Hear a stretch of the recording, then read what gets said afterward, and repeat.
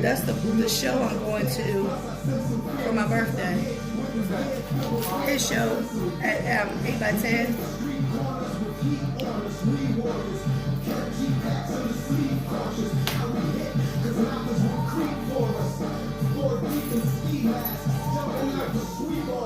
Bomb.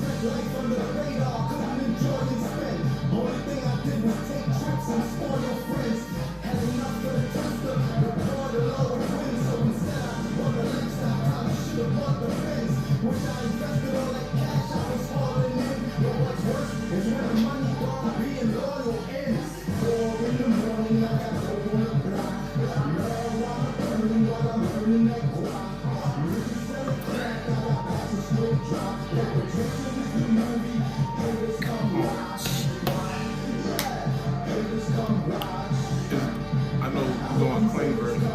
Yeah. It's 2 songs on there. Like they got like a word. Well, he was, because some of them I was down. I sent it him, and he was listening to them. He was like, it had cuss words in it. So I found 2 of them that says clean on them. I don't know if they are clean, but Yeah, they clean. The ones that got clean on them directly, yeah. Did you get those out of my email? That's cool because they the singles anyway. Yeah.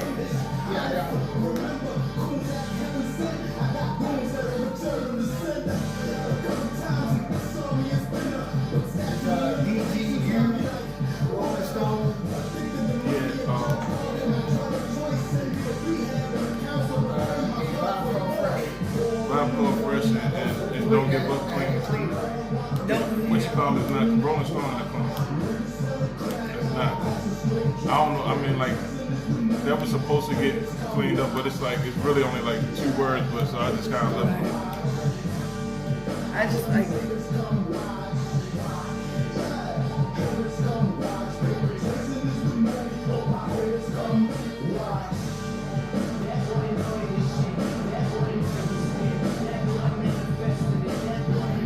Keep an eye on this thing. Sometimes it'll turn off. This is the one thing that I haven't had issues with in a very, very long time. The other ones I had, they would shut off and yeah. And welcome to In the Spotlight with your girl Lisa, the Baltimore Paparazzi Power 4.4. As you can hear, I'm a little under the weather, but I'm getting there. So that was bomb. And I tell people all the time, if you got a problem with me, you don't like me, you whatever, blame that man. Go talk to him. It's his fault I'm in this hip hop scene. So yeah. So tonight we have a young man that apparently has known me for a while. I hate this because like I take pictures of so many people over the years, and when they come up to me, be like, "Hey, da da da da da," I'm like, "Hi," and they're like, "You don't know who I am? No, you took pictures of me." I'm like, if you only knew how many pictures I've taken of people. And he actually sent me one in my inbox of a picture that I took of him, and I was like, wait a minute, when was this? Where was this? Because like I've taken so many pictures over the years. And I had to ask him because I seen where you were on the Radio Twins interview, Right. and you they called you B-Moor Black. Yeah. So when I asked him, I was like, "What's it?" He was like, "B-Moor," and I was like, "And it's Moor." And I was like, "Oh, okay." But I had clicked on the link and seen that you were talking to the Radio Twins, and they asked you that question, and I was like, "Okay, so let me ask him exactly what to put on the flyer." So this is B-Moor, and so I want to ask, because it's spelled Moor. Right. The significant, because I love names, especially there's this female rapper from out in West Virginia, and her name is Taste My Jiggy, and Taste is Tay, because her name is Tay, and she said everybody is this swag, my swag. She said, take it back to Will Smith and Jiggy. Right. So I was like, wow.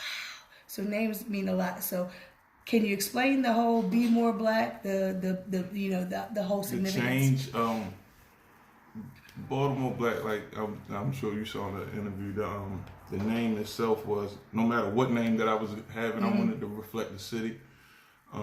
But the black part of that name, it was an acronym. Brotherly love always cultivates knowledge.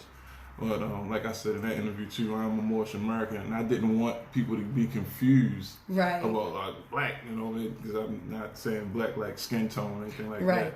So I was like, well, what's the next best thing? How can I, keep it Baltimore and keep it with the identity of who I am? So B-Moor was perfect, because it symbolizes where I am in life, and it symbolizes the city still, it symbolizes the music. Right. Yeah, because I caught on to the Moor, the Moor, but that's because I have friends who, they're really into, knowing who they are and being, like you said, being a, what would you say? Moorish American. Moorish American. It's another something I have to, is everybody's this American. I'm like, okay. It needs nationality. Huh? It needs a nationality. But see, and that's my whole thing, because I think, like, I've been listening to a lot of Laugh Out Loud Radio, Kevin Hart XM radio station, and listen to the comedians.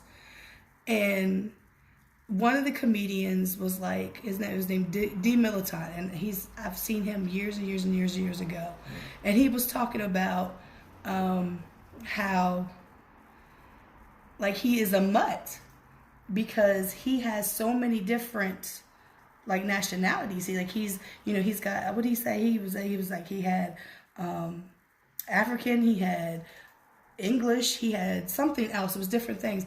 And that's exactly what, like, I am. Before I even studied, like, the Ancestry, the whole Ancestry.com thing, like, I already knew that there was French on my grandmother's side. My father was Irish. My mother, she had German and, Native American. And like, I was like the national, like, I felt like I was a melting pot.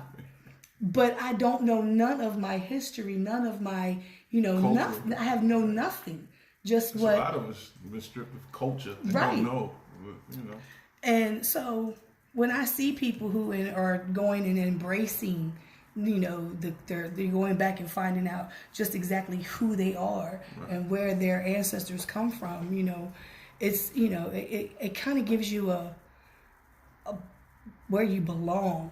Yeah, it's definitely a sense of belonging. Like for me, like, I always joked, I knew I was Irish and knew I had Native American, and I was like, their stereotypes are drinks, they're alcoholics, and I was like, well, that's just perfect. That kind of fits me to a T at sometimes, and so like I said, I know of two friends of mine, one here in Baltimore and one I think he's in North Carolina now, and like, they'll post different things, and I gain knowledge through them of their culture. Each one teach one. Right. Yeah. I think that's like what everybody needs to find out, what they need to pay attention to, like, instead of being fearful or, people don't understand and they don't care to understand. Well, if you understand somebody's culture, or you begin to understand them. For sure. So that's why I had caught on to the Moor when you said it. I was like, okay. I'm hoping more people do. Well, some people pay attention, some people don't. How long have you been rapping? Because you said that picture that you sent me was about what, Yeah, 2015, about 15. and that's when you were doing the Wisdom Court. Yeah. I was impromptu rapping actually at that time. I was more of a consultant for Nels GC at that time. And if you blame Nels, like you said, for bomb, blame Nels. Right.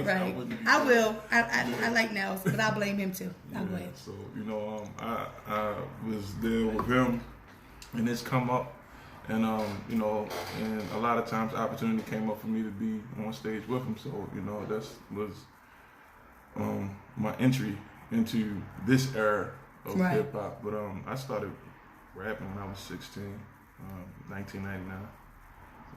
But I had like a 12-year hiatus, to say the least. So my mind had kind of got away from the actual rapping. I was more focused on the business of it, and it's like, man, terminology. You can't put a crackhead around crack before you so long before. Right. So it was like, all right, man, I got back into it, and just me, honestly, just feeling like it was something missing. Like I was just playing for somebody this week with Tupac. Like I was heavy on Tupac, and there's a lot of people saying that they Tupac. Ain't no Tupac. I don't see it. You know what I mean? Like it's a lot of good music you might hear from an artist. A song out of 20. But not the whole. It's Tupac spoke for the people, and that's why he's a living legend, even though he's not here. Right. You know what I'm saying? Because he spoke for the people. It wasn't more or less like look at me, I got money. Everybody can't afford $1,000 jeans. It's more people that's going through the struggle than it's people that's actually, impromptu advertisement. Tell Ford I need that money. Yeah, so I just wanted to make sure that I spoke for the everyman. For every person. The project in itself is more like a therapy session. Right. So Lord knows everybody needs therapy. So that's just what the aim was. Just to speak for people instead of just speaking just for myself. And I think it's enough of that. Right. And I think I like when people do music for themselves, and that's what it sounds like. Like you did this project and you were like, I'm not going to go with what's popular. I'm going to do what I like to do. And that's what I like to see from artists. That's the reason why I like artists like J. Cole and David Banner, who they went against the grain of what is, they don't really care if they get played on the radio because they made their names, and they're going to still make music, and they're going to make the music that they want to make. Most definitely. And that's what, I've told people before, I said, when you're writing a song, if you're pushing and you're trying to make the song, the song's not going to come out right. People are going to listen to it, and they're like, it sounds pushed, it sounds rushed, it sounds like your heart wasn't in it. Because majority of people who listen to music, no matter what kind of music it is, they can hear that, unless all they do is listen to beats. Because the music that's played on the radio nowadays, I've had people tell me, I'll be like, oh, sorry y'all, there's fire trucks and all going on outside, but they'll say, oh yeah, that song is fire. I'm like, what?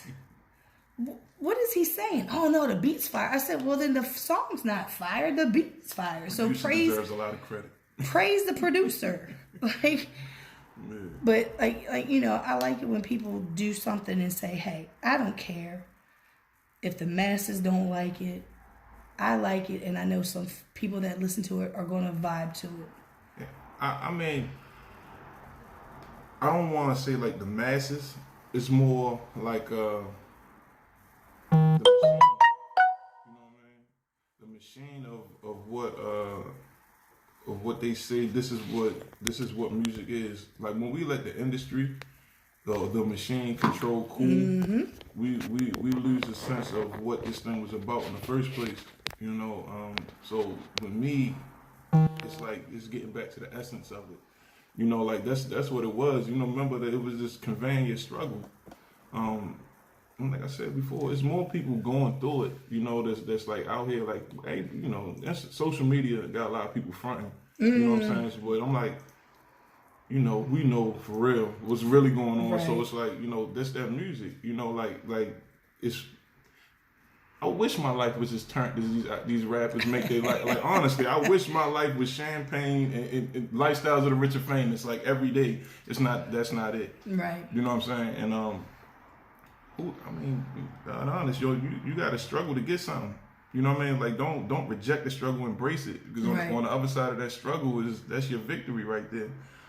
You know, you got the struggle of self, you got the struggle of society, economic struggles. You got a lot of struggles going on. So it's just like embrace it. Don't run from it. Right. Embrace it. And just, you know, this music being reflective of we going through it. You know, depression, which I think is something that plagues communities. You know, when you're depressed, you feel like you could be in a room full of people and feel like I'm by myself. Mm-hmm. You know, the best thing that you can do for that is to know somebody say, hey, I'm going through it too. That's bravery. You know what I mean? And like, and that's what gets you through your struggles, the bravery. So that's what this music, it's not about bravado, it's about bravery. Right. It's like you say, to go against the grain. Right. It take a lot to go up against the machine. Yeah, and what's funny is, well, it's not funny, but what's coincidental, if you want to call it, I don't believe in coincidence. Everything happens for a reason in life. But I suffer from major depressive disorder. I'm clinically diagnosed, major depressive disorder. And music is my therapy. For sure. And I've been told, because on my Facebook page, I write whatever. And I've had people, well, you shouldn't be putting that out there, blah, blah, blah. And then the same people that are telling me this, I've got people in my inbox going, thank you so much, because I thought that I was the only one. And I'm like, you're not the only one. And I went through that. I've been in therapy. I need to go back in therapy, but because my therapist has left the counseling center where I was going. But people, like you said, they front on Facebook and even IG. And I'm just like, I've seen people post up this stuff like they're so in love. I love my man. I love him so much. But you was just telling me about how this, that, and the third, he don't do this, he don't do that, blah, blah, blah, blah. But for Facebook? It's your own personal reality show. And I'm just like, I'm not saying that you got to put out there that you're going through, you know, marital issues or whatever, but don't sit there and put a falsehood on anything. Live in your truth. I have a friend, Catalina Bird, who's actually running for mayor this year. Like, everybody's running for mayor, to be honest. But it's almost like the presidential election in Baltimore. Everybody is running for mayor, literally. Like, I just seen like 2 or 3 more people on the TV the past week. But Catalina, she's always talking about living your truth, living your truth, living your truth. And that's like, I've had people tell me, oh, you're so negative. No, I live in reality. It's my reality. If I say something, they're like, oh, stop being so negative. I said, no, it's reality. You want to live in a fantasy world. I'm living in the reality of things. No matter if it's good, bad, ugly, or indifferent, you have to live in the reality of life. For sure. You know, that fake it till you make it, I hate that. Faith it to you. There you go. Mm-hmm. You have to, like, I go through my highs, my lows, and all that. But when I write something about what I'm going through, how I feel, everything, I have people who, and like you said, I could be at Auto Bar, packed from the front to the back, side to side, even up in the balcony, and I'll still feel like, don't nobody care. I know, I'm here. I'm just all alone. Nobody understands. Nobody gets it. Da da da da da. Right. But music, it's a connection. It can put me a song like, that's the reason why I've been listening so much Laugh Out Loud, because music makes me go and think about this situation, or makes me go here, and it could be a sad thing, it could be a positive thing, but that comedy will make me forget about everything, and I just focus on that laughter for that moment.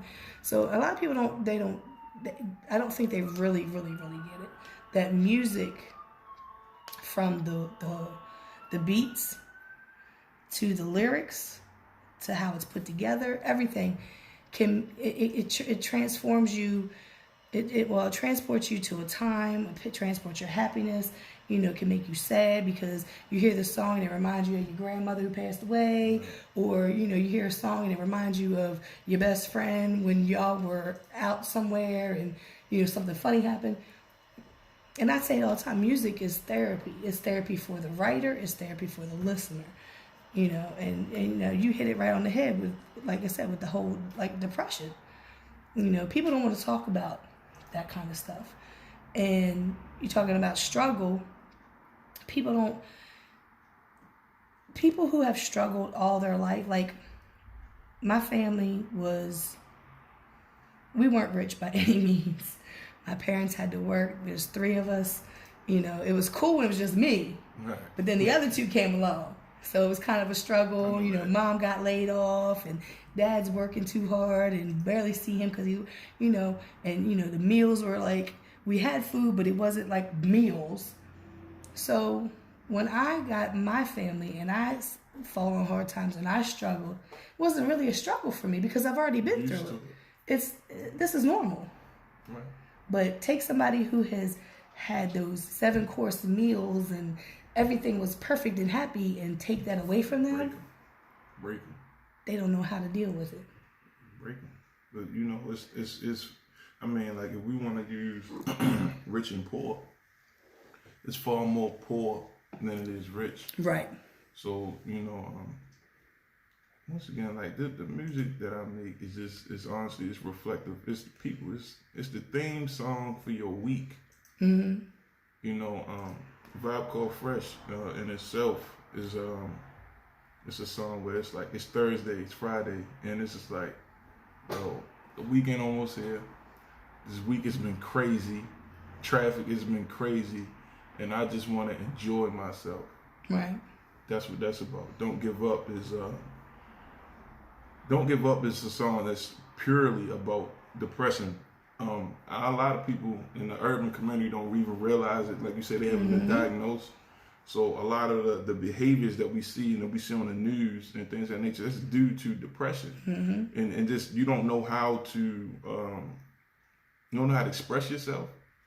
I said, somewhere before that if you can't express yourself, you'll depress yourself, and then it comes out in other ways. Right. So a lot of the behaviors that you see, and like going back to No One Seeing You, the beginning of both of those verses is shorty, I see you, and homie, I see you. And sometimes you just need, oh man, I see it, because I was there. Right.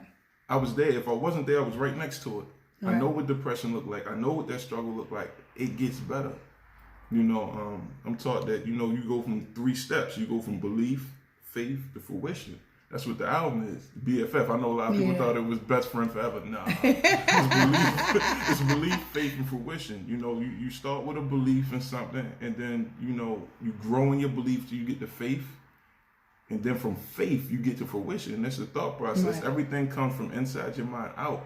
But if you got an environment that's beating down your thoughts, and it's like, and telling you what to think, and telling you what to follow, and telling you what to wear, you got to break up out of that. That's the matrix. Like we talk about social media, man, like you have this reality where people feel like I'm in a relationship, I got to post it. No, you don't. Right. So when has social media become the real world, where it's the dictates of if it don't work here, it don't work here? No. Right. No. Let's take back our lives. Let's not let the machines win. Like, honestly, that's what it is. You know what I mean? Like, let's be real people again. Like, don't be afraid to be a real person again. Because if you get a robotic frame of mind, how you ever supposed to love somebody? Right. And that's what's totally missing from our communities. Love. When you look at somebody, you don't have to like somebody to love them. Right. I understand. I was there. I love you, but I don't like you. But just out of love, I'm gonna, you don't wake the sleepwalker. You move around them. Right. And give them time for them to wake up. Yeah. Instead of shaking them. Because now you got to deal with somebody that's waking up going, ah. Right. No. But, yeah. Well, see, and it's like when I first moved to Baltimore in 2003, and I was living on Poplar Grove, And those kids around there, like, my house was like where everybody came. And I, of course, in like 2006, I was making ringtones for Boost and Nextel phones. Okay. So everybody was at my house. $1 a ringtone, and you can get it as long as you want for the bloops. Because, you know, them kids was running around. It was like, Miss Lisa, can I get Little Bootsy's verse on? I'm like, what? I don't know what that is. That's how when I found out about Bootsy, Webby, Gucci Man, Lil Wayne. I was Lil Wayne to death. But so I was making these ringtones, and I'm talking to these kids, and I'm trying to get them to understand that there was more than just their neighborhood. There was more than just their West Side. There was more than just Baltimore. There was more than just Maryland. But because of their situations, they were almost brainwashed into thinking that there was nothing more. They were never going to be anything more than what they saw right then and there. And then the influx of the Crips, supposedly, you know, all of a sudden now everybody was Crips. Before it was Mosier fighting with Riggs. Right. Neighborhood stuff. Yeah, and now all of a sudden these people are Crips. So, okay, well now you're brainwashed into thinking that you have to be a part of this situation, that this is all there is to life. Then people started getting shot and killed because of this belief. So I had made a post about a month ago, and I tagged 3 different young men who 2 of them had used to come to my house, and one of them used to get ringtones all the time, and he was rapping at the time, and I had made his song into a ringtone. And another young man was coming and getting instrumental CDs. And then the other young man was a young man who was like our family. He was our cousin, and he was the first homicide of 2007, I want to say. He was killed at Walbrook Junction at the China Garden. Boy came in, just started shooting. And Molly had took Tommy and tried to throw Tommy over top of the counter to save his life. Molly got shot 6 times. Little Tommy got shot twice. Little Tommy passed away. So these 3 young men were in this neighborhood, and at the time of me trying to talk to these kids, that was their mindset, that there was nothing more that was going to happen in their life. Molly got a family, sells used cars. You know, he goes to auction, sells cars, got his own little job going on, doing really well. Ricky got his CDLs, driving track trailer, going all over the United States, seeing more than just Baltimore. And Robert has got his own, he got a family, he went to school, he works in some kind of technology stuff. Him and his wife just went to Jamaica for a vacation. And it made me so proud to see these 3 young men grow into not the stereotype, to get out of that mindset of this is all I've got in my life. This is all I'm ever going to be is West Baltimore. And it just made me, I had to make a post about it because I needed them to understand. I needed them to know that I was in their corner back then, and I'm still in their corner now, because there's so many of these people out here. That's the reason why, like, Sandtown Winchester is so depressing. You know, people have it in their mind that this is all there is. You know, and I try to explain to people who don't live in Baltimore, and I tell them, come to Baltimore and I'll show you these neighborhoods. Oh, well, why can't they just get a job? You know, it took me 5 years to get a part-time job. Social economics upside down. It took me 5 years to get a part-time job. And I had to get a part-time job where? Hartford County. Because nowhere in Baltimore was hiring me. So, you know, it's, you know, people say, oh, just go get a job. I'm like, oh, okay. Okay, that's just so easy. That's like somebody that when they tell me about being depressed. Well, don't be depressed. Yeah, don't you hate that? Well, just don't be depressed. Well, stop stressing. How about that? Oh, I didn't think of that. That's so easy, right? Like, you know, so I mean, so like the music, like a lot of the music, I understand they a lot of people do the whole turn up music, the whatever. I don't even know what's being played now. Jay, do you have any idea what's being played now? What kind of music? Sound like a bunch of suicide. I don't know. The Baby. I like The Baby. You know what? I like the song that he just, the video he just came out with. Yeah. What is it? Bop? Yeah, it's a feel good. It's a feeling. Yes. It's a vibe. I like yes, it. because somebody made a post about it, and I went and looked it up, and I was like, okay, I like this. This is kind of cool. Mm-hmm. The video's cool. Everything. He had the Jabberwockies in it. Exactly. You know, Jabberwockies are that. Hip hop. It's hip hop. Right. That's what it is. I mean, it's some artists. There's some artists, but I also know that this artist that's got somebody behind them like make this. That's the machine that you're talking about. And I wholeheartedly, like when you were saying, I was like, oh God, yes, we are like right here. Because that's why years ago I told everybody, it was like, I want to get a deal. And I'm like, for what? Mm-hmm. What do you want to get a deal for? And so you could have somebody tell you this, you're like, we like this song. It's a really good song, but let's take this word out. Let's take this. Like they did to the Creek Boys. They made Creek Boys take out the thing about Baltimore. That's a Baltimore song from Baltimore artists. And you know what? Because they put their name on that contract, well, they couldn't say no. Yeah. You know, so I don't. You know, as a business person, and you know, like my radio show. There's guidelines that I have to follow because I'm here. Right. You know, no cussing, has to be clean, everything else. Okay, I signed up for that. That's not me. I want people to be able to be free expression. Right. And last week, we had a lot of things going on, and we had, you know, Antoine let it all go because it wasn't too bad. Battle rappers, right. You know. But there's certain things that you know, once you sign your name, you have to abide by those rules. So I had a choice to make. Either sign and abide by these rules or say, no thank you. I'm going to do this on my own. Right. Well, it'd been 6 months before I've been on air. Actually, longer than that maybe. And I was like, I got to be on air. So I'm going to have to do what I have to do and do what I have to do.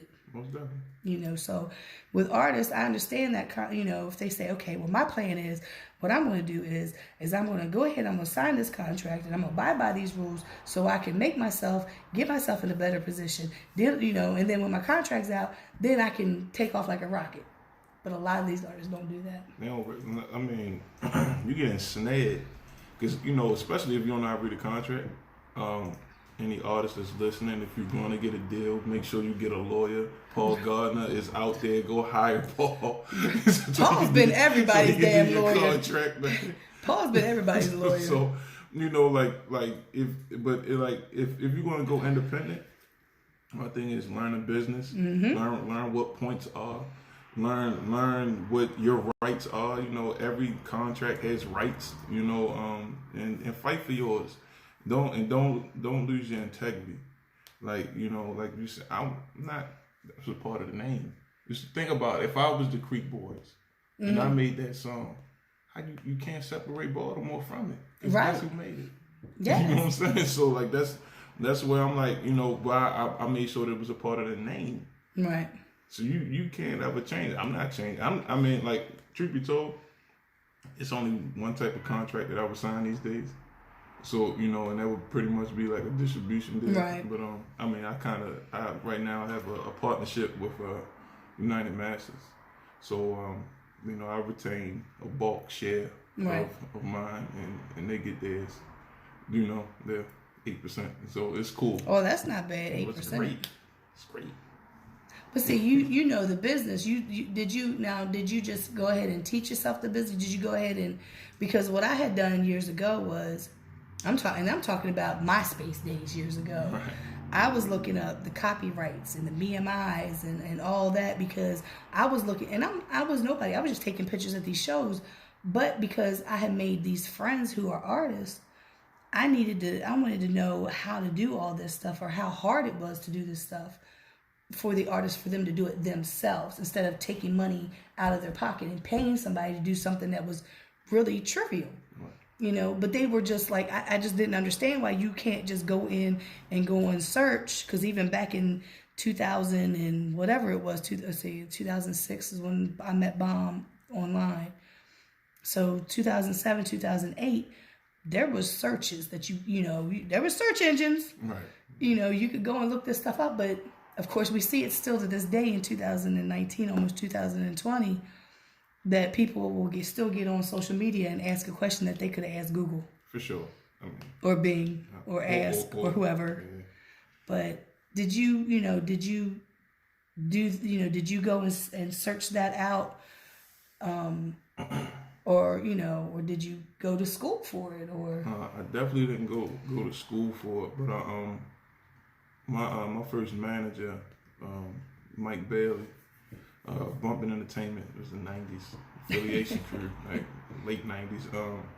He sat me down one day and he told me to write down show business on a piece of paper, and I wrote it down.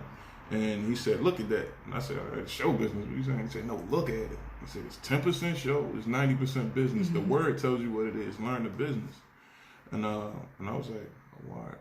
So we buy a book, and you know what I mean. Like the books have like the most obvious titles. Everything you need to know about the music industry, right? So it's like, all right, you at that time, of course, this is before streaming and everything. Streaming definitely changed the game. But yes. You get the framework for the business. You get the framework for of how to build a company. You get the framework of how to put out a record, promo, the ways to go about it, the organic process, not just hiding on social media.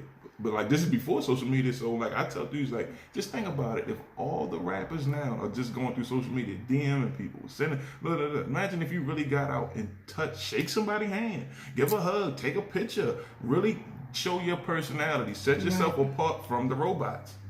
Mm-hmm. The real people are going to resonate. They're going to be magnetized. They're going to be like, all right, that person stands out. That's why artists like the Baby is able to do what he does now, because look at the fan interaction. He's in the crowd. It's the way that you interact. It's the way that you interact with people. And like that's the thing that, that's big with me in business. Authenticity. Right. So, everything self-taught. And I met a lot of great people in this life. A lot of entertainment people. Shout out to homie Viking. He taught me a lot, whether he knows it or not. He was there in the beginning with the inception with Stack Bundles and Chinks. Rest in peace to both of them brothers. And he told me a lot about the industry. Like, I don't know if you wanna do this. I don't know if you wanna do that. He gave me a different perspective of it. I had Omar Dowdell, who was working with Rough Riders. Gave me a huge perspective on what was going on there. Man, there's too many names. Honestly, I ran into a lot of people in this lifetime that took to me and gave me some game. And I sponged and soaked it up. And, on top of what I was already reading and what I was learning already.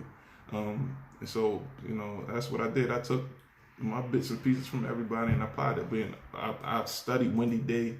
Because Wendy is I've been amazing. Compared to her. Yeah, I can see that. Wendy I've been compared to her over the years. If it wasn't for Wendy Day, the world wouldn't really know Master P, the Jay-Z's of the world, because people don't know. She helped them get their masters and maintain their masters coming into the industry, getting their distribution deals and things of that nature.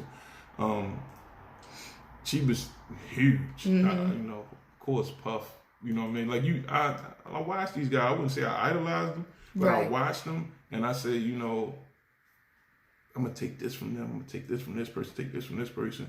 And one day I get a chance to utilize it. And I like to believe that day is here. It sounds like. Like I said, That's why, like, when I've talked to artists in here, artists and rappers, because there is a difference, and I've asked them, I said, I'm not, I want everybody to make it.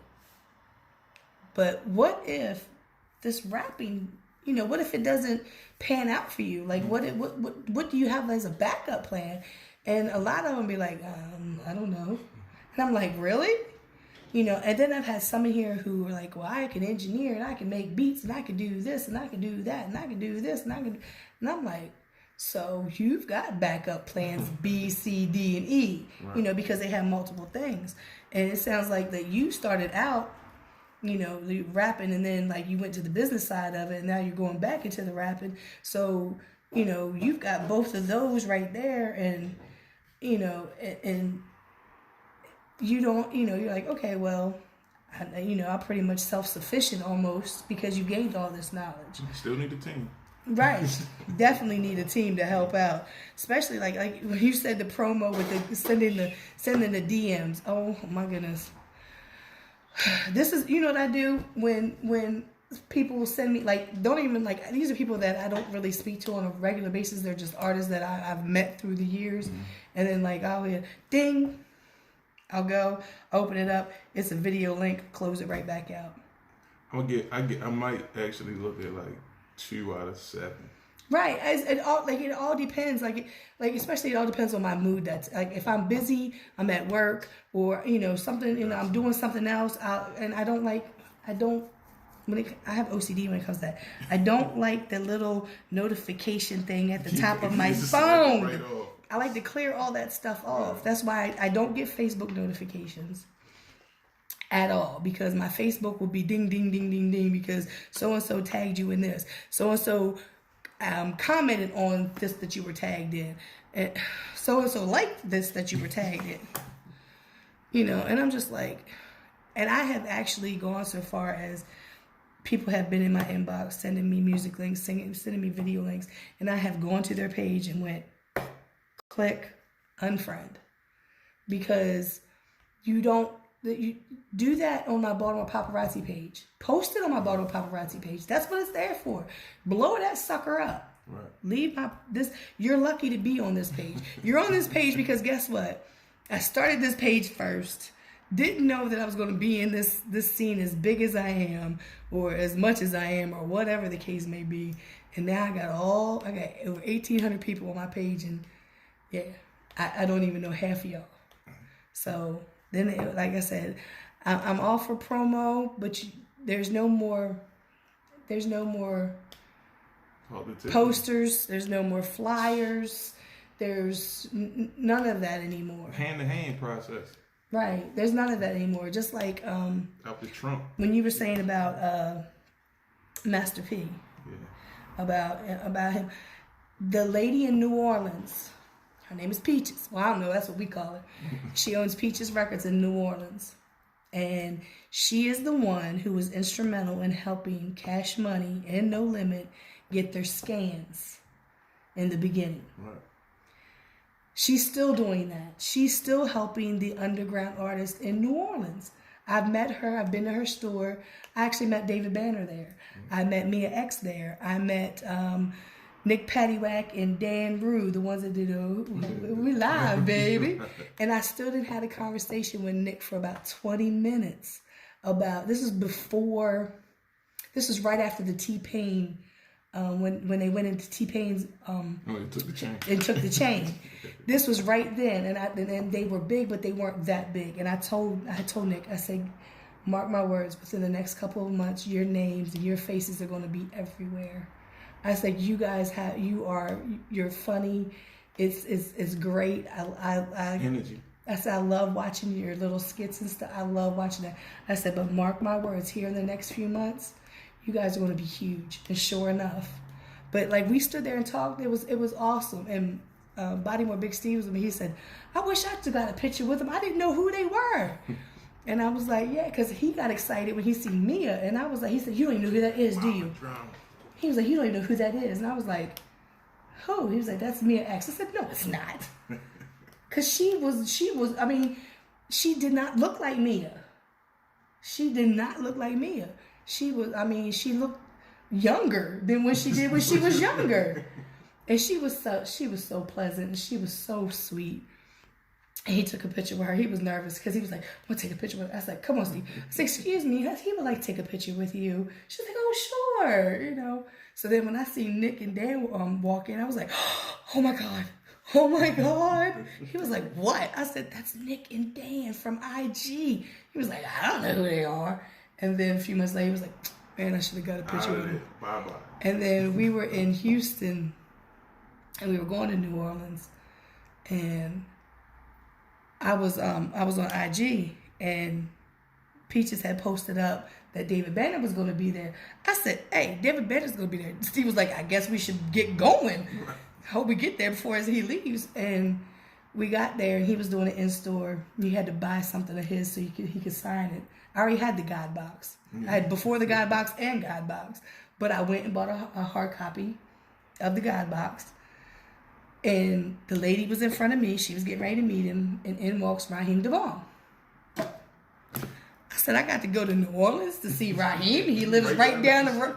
He lives right down the road. Yeah.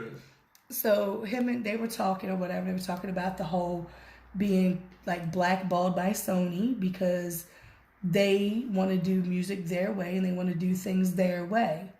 So they were talking about that. And then he apologized to the lady in front of me for taking up her time for meeting him. And then he apologized to me. And I said, I came all the way from Baltimore. He gave me the biggest hug. And he was like, you know, and that interaction is important, you know, with the meet and greets and doing this stuff. And I don't know what the newer generation is doing about that, because it seems like they're only accessible through social media.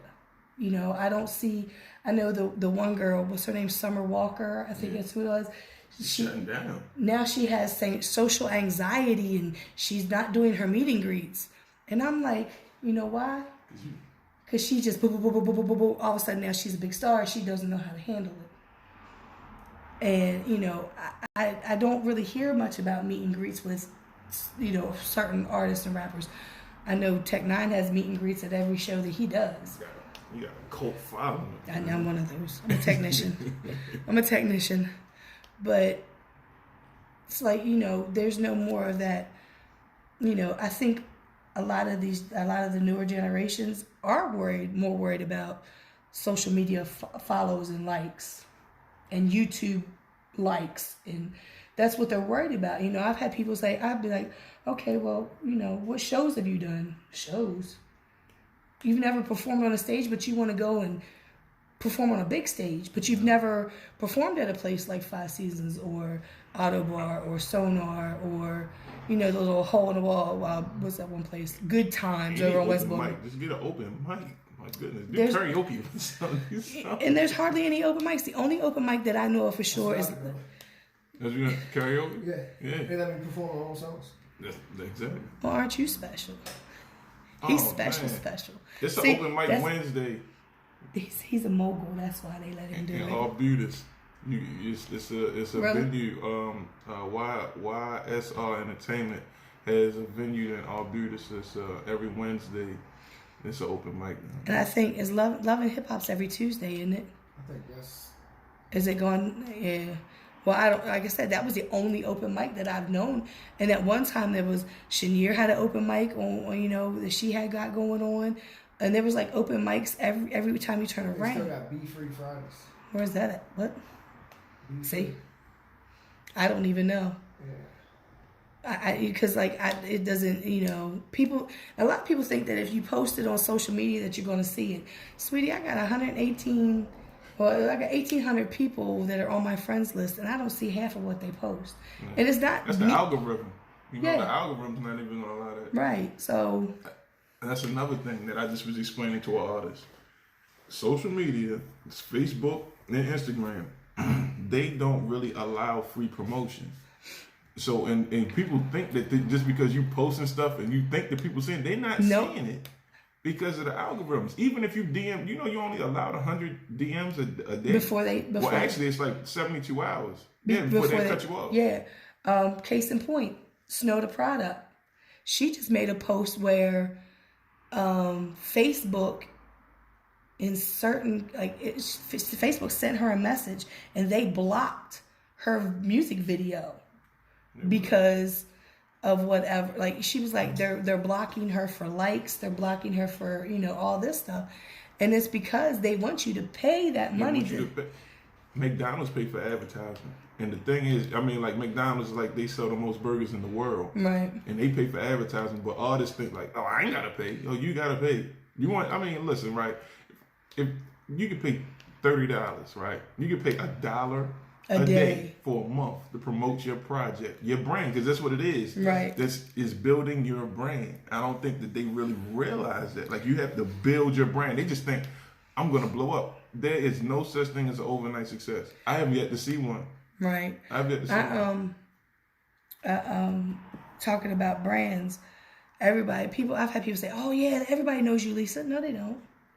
Not everybody knows me, because there's a lot of because if I'm not out at these shows, I was at these shows Wednesday, Thursday, Friday. Oh no, sometimes Wednesday, but Thursday, Friday, Saturday, Thursday, Friday, Saturdays, Thursday, Friday, Saturday. Every week I was at these shows, so people got to know who I was. They see me with a camera, and then people would like ask, who's that? And then, I had people, well, if you don't have the Baltimore Paparazzi logo on your pictures, you ain't nobody. You ain't doing nothing in this city. You ain't doing nothing in this city. And I'm like, stop saying that, because it's not true. They're like, yes, it is, Lisa. You're everywhere. Everybody know you. No, they don't. Everywhere. But the newer people, they don't know me. And I've gotten to the point now, being in the business for 11 years, that I'm at the point now I don't even care who knows me, who doesn't know me. I go to certain shows now. I take pictures because that's what I want to do. I was just at a rap battle event on last Sunday, and I missed the main battle that I was there for because I had to leave to take my daughter to work. She had already pushed her time back 2 hours, and I had to leave. And even with me missing that main 2-on-2 battle, I took over 1,500 pictures. That's work. But guess what? The lighting was so good, I didn't have to edit none of them. I love when a plan comes together, because Jay can tell you. Jay's a photographer too, and Jay. How many times you been at an event and had to take a picture, and then you go through them, you're like, man, Dark ceiling. Yeah. Man, be like, I can't even save this. Why do they always paint the clothes black ceilings? Because the way the lights and all. Right. Like you're in a dark place. I want you to play. What is "Don't Give Up"? This is the one I was talking to him in messages. And he sent me this. It was just a clip of it, and I was like, because I'm going through some stuff, and he sent me that clip, and I was like, yo, I didn't tell you, and I was like, man, and I still haven't listened to the whole thing. Like I said, I don't listen to anything until I get here, because I want that, But I need to take a break right this minute, I'm old, so it's In the Spotlight with your girl Lisa, the Baltimore Paparazzi. And this is Don't Give Up? Don't Give Up. By B-Moor. Is it B-Moor? Just B-Moor. B-Moor. B-Moor. Oh! I know the struggle. I drank 2 of them little Cokes. Through all the good times, we come through the hard times. Through all the hard times, we thought we was hard times.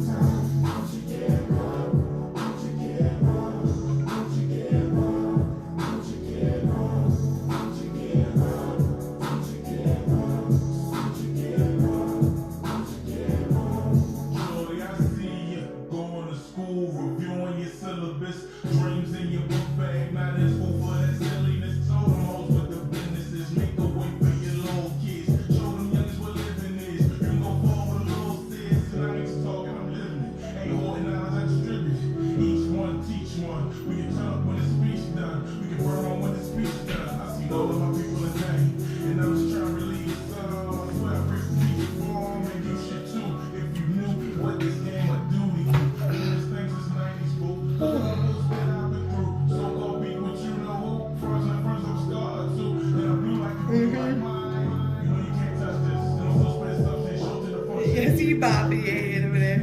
Yeah, I think this is one of the ones we listened to. It wasn't clean. Yeah. That's why, because that's the reason why I sent it. Was because I remember that part because it's big.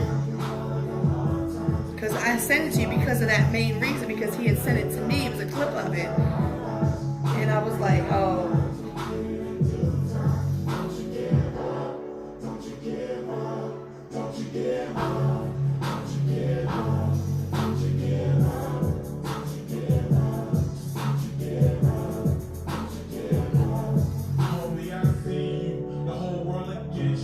Don't know what you've been through, don't know what you went to.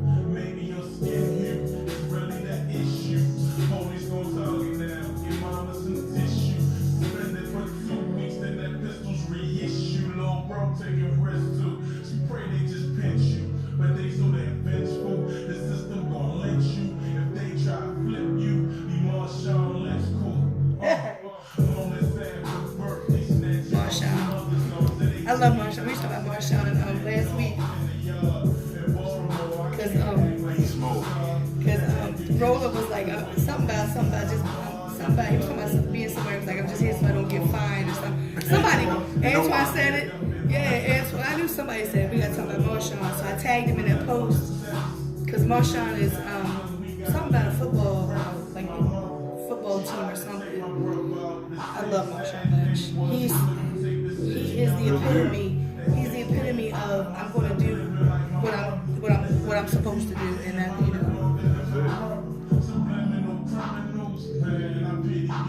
Looking back, I walked that walk in different shoes, different swag. It was a different day, but I encourage you dudes to take a different path.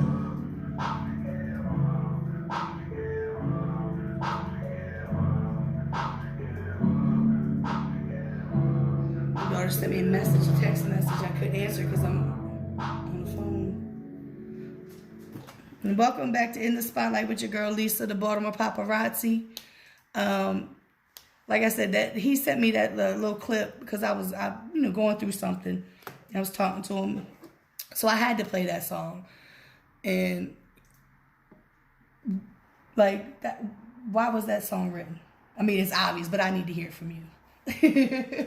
I wrote that song coming back from North Carolina in 2017. Was going through a lot. Just a lot of pressure on me. Having at that time what I didn't really realize was a breakdown. Mm-hmm. You know, things, when you get frustrated with a lot of things not going your way. I didn't have a spiritual foundation at that time. It just seemed like no matter, if I took one step forward, I was taking 2 steps backwards at that time.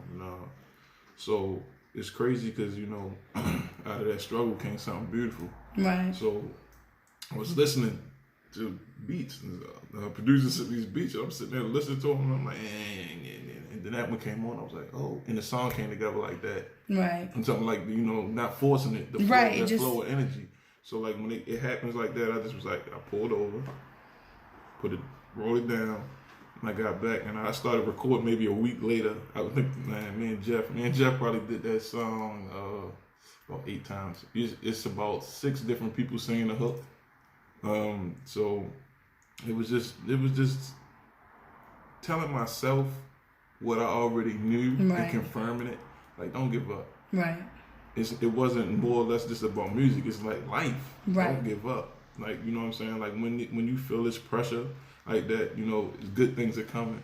Right. Like it's coming. Like if you when there is no pressure or there is no struggle, then your life then something's wrong. Something's wrong. So being that I was feeling that pressure, I was like, I know it's a breakthrough coming. It's not like Kanye West, you know what I mean? I say like it's not a breakdown, it's a breakthrough on its way, So that's what the song's about, totally just saying, walk your walk. Don't, despite what's going on around you, despite what anybody's telling you, live your life like this. You get to live this life once, so live it up. Right. Like honestly, like live it.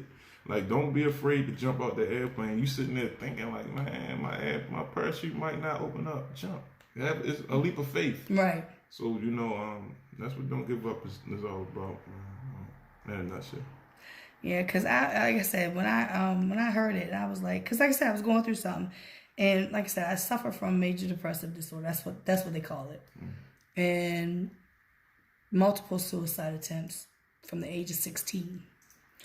So, and people don't understand, like everybody goes through depression. Everybody. I don't care who you are, you go through some form of depression. And in my family, it has never been talked about. One of my mom's sisters, my aunt, she went through 2 phases of depression where it was crazy because it was almost like a bipolar. Like one episode, it was the deep dark, didn't want to go anywhere, didn't want to do anything, just everything. The other one was like manic, So, but it was we never talked about it. My mother never talked about it. So when I was 16, I didn't understand what I was going through. It wasn't until I was diagnosed with postpartum depression with my son that That happens every single time. I'm telling you, everybody. Everybody. Everybody. But it wasn't until my son that I had postpartum depression that they diagnosed me, and they took it back to when I was 7 years old. I had been dealing with depression since I was 7 and did not know it, did not realize it, because it's not talked about in families, certain families. And I know, and people that don't understand depression, like I said before, oh, well, don't be depressed. What do you have to be depressed about? What? Like with me, one thing happens. Okay, I can handle that. Yeah. Something else happens right on top of that. All right.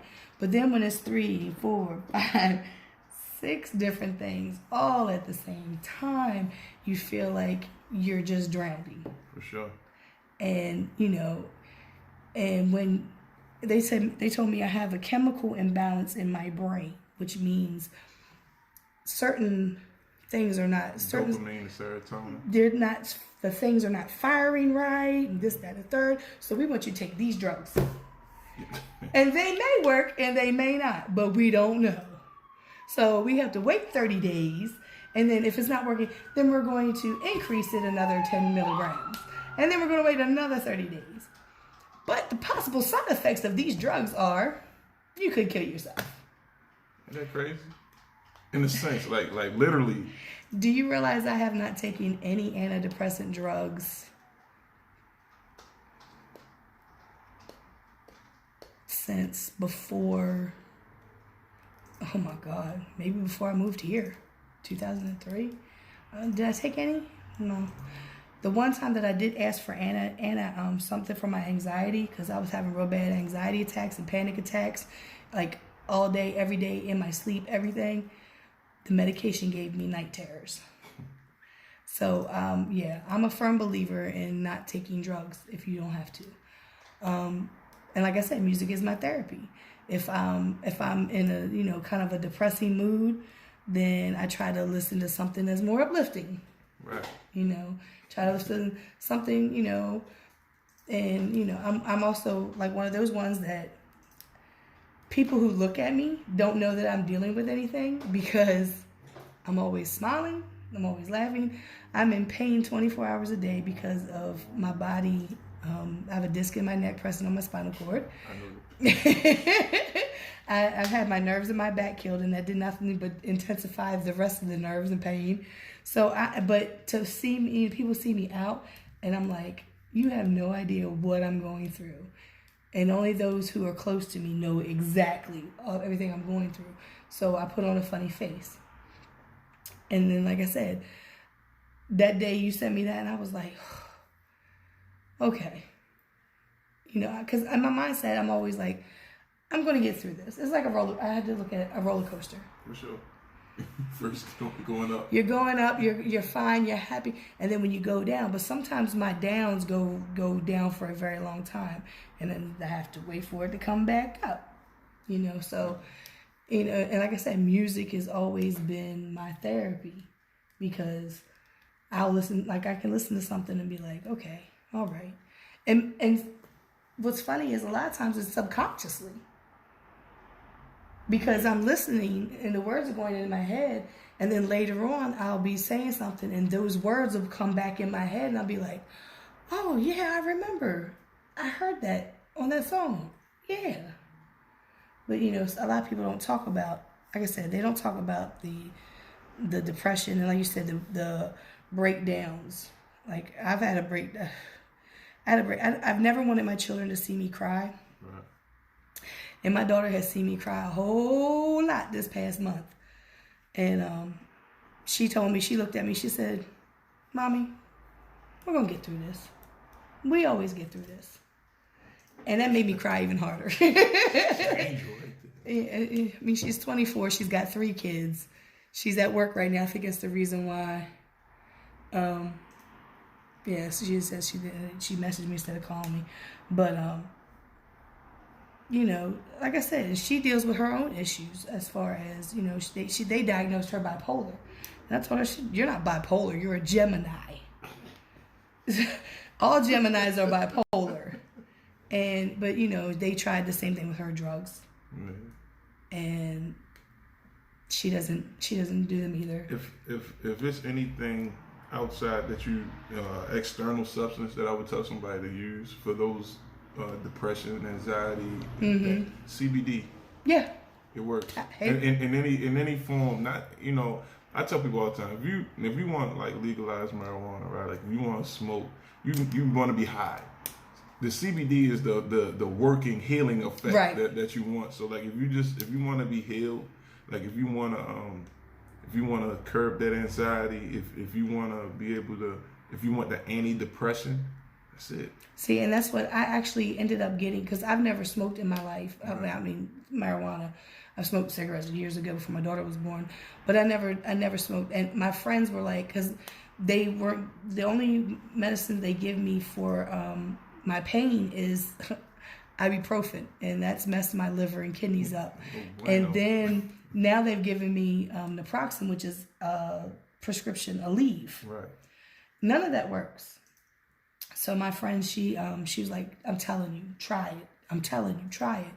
So I've gotten the ones that are 1-to-1. There's the CBD and THC. Yeah. The 50-50 blend. Yeah. That's good. And it is amazing that, even my daughter is the same thing now. Like, because she was I told her, I said, you need to stop getting stuff from off the street, because you don't know exactly what's in it, what's going on. That's what's So, I told her she needed to try something that was more medical. Right. And so we got her something, and I asked her, I said, how's it work? She said, it seems to be working. She said, because I had one that washed, like I could just feel it as soon as it hit me, and just washed all over me. And I was like, whoa, this is weird. But I wasn't high. I wasn't out of my mind. I wasn't, so. Functional. Right. And that's exactly, like I said, if people want to be high all the time, that's fine. Let's do what you do. I said, but, the only reason why I even got involved in it is because of the medical aspect of it. And I don't even use every day, because I had surgery on this shoulder. I tore my rotator cuff, and my bicep was torn. They put me on morphine and oxy. Morphine for 4 days. Oxy was the prescription. I took the morphine for 4 days. I took the oxy for the week. And that following week, I only took the oxy at nighttime when I went to sleep, because I didn't want to get addicted to it. Because I don't have an addictive personality. It's just that I've seen friends of mine be addicted. Right. And how many times you've been to a show and seen the artist on stage? And it's bad enough when they're drunk on stage, but when they're high off of like pills, and they really think that they're doing an amazing job. I think so. And I'm standing there going, he high. And that's not weed. Yeah. I've watched artists with their eyes rolling in the back of their heads, and I'm just like, are you serious? And they had sunglasses on, and I was like, are you serious? But that's a part of the industry too. Like when something else that I stress to artists, like when they you doing radio show at the radio show at the radio show, because not because you want to, because you have to. Right. Because like you signed a 360 deal. You ain't signed a 360 deal. Great information I got from Paul actually. He said there's only really 2 companies that you should do a 360 with.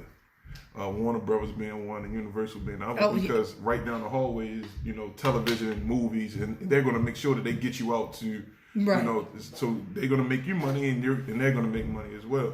But you signed a 360 to Rinky Dink Records, and they like, bro, yeah, we gave you some money up front, and now you got your marketing budget and all this, and you got to recoup all these things, and they like, well, look, show. And most artists only really make their money from their live shows anyway. Right. So, like, you wind up, you saw what happened to Kanye West? Like we watched that. We watched like one of our favorite artists in recent memory have a breakdown from overworking themselves. And then we saw the contracts afterwards. Like, they had him for damn near life for his career. Well, I mean, I'm glad that he's out of it now, but like that's. But the damage is done. Yeah, you know, you want to do the things that you want to do, and you can't do it because you contractually obligated to do these things, and it'll tear you apart. You know, and that's you know, it happens to a lot of artists. So what you do? What's your coping mechanism? I'm gonna be high through it. I'm gonna be high through it. Drink through it. Drink through it. Pop a pill. Smoke something. You know, and like, and every time you do that, you lose yourself. You can't maintain that over. I mean, like, there hasn't been an artist in whatever genre that has been able to maintain that. Rick James told you that. Cocaine is a hell of a drug. Hell of a drug. But you know, and it's like, I'm glad you said that about the signing the contract and the money and everything else, because I was saying that way back when, and I was, you know, my nephew at the time, he was, God, I want to say like 16, 17, and he was like, I want to sign with Young Money, because he's a big Lil Wayne fan. Mm-hmm. I want to sign with them. I said, why? I want to sign a deal. I said, what kind of deal you want to sign with them? He was like, what do you mean? I said, see, you don't even know what kind of deals there are out there. I said, you just want to sign a deal so they'll give you this money up front. I said, but do you realize that's got to go to pay for all your stuff, and then you got to pay that back? Yeah. I said, so that means you're going to be on the road all these days. You're going to be on this, doing all these shows back to back, city, city. No rest. You know, and I said, you got to pay that money back.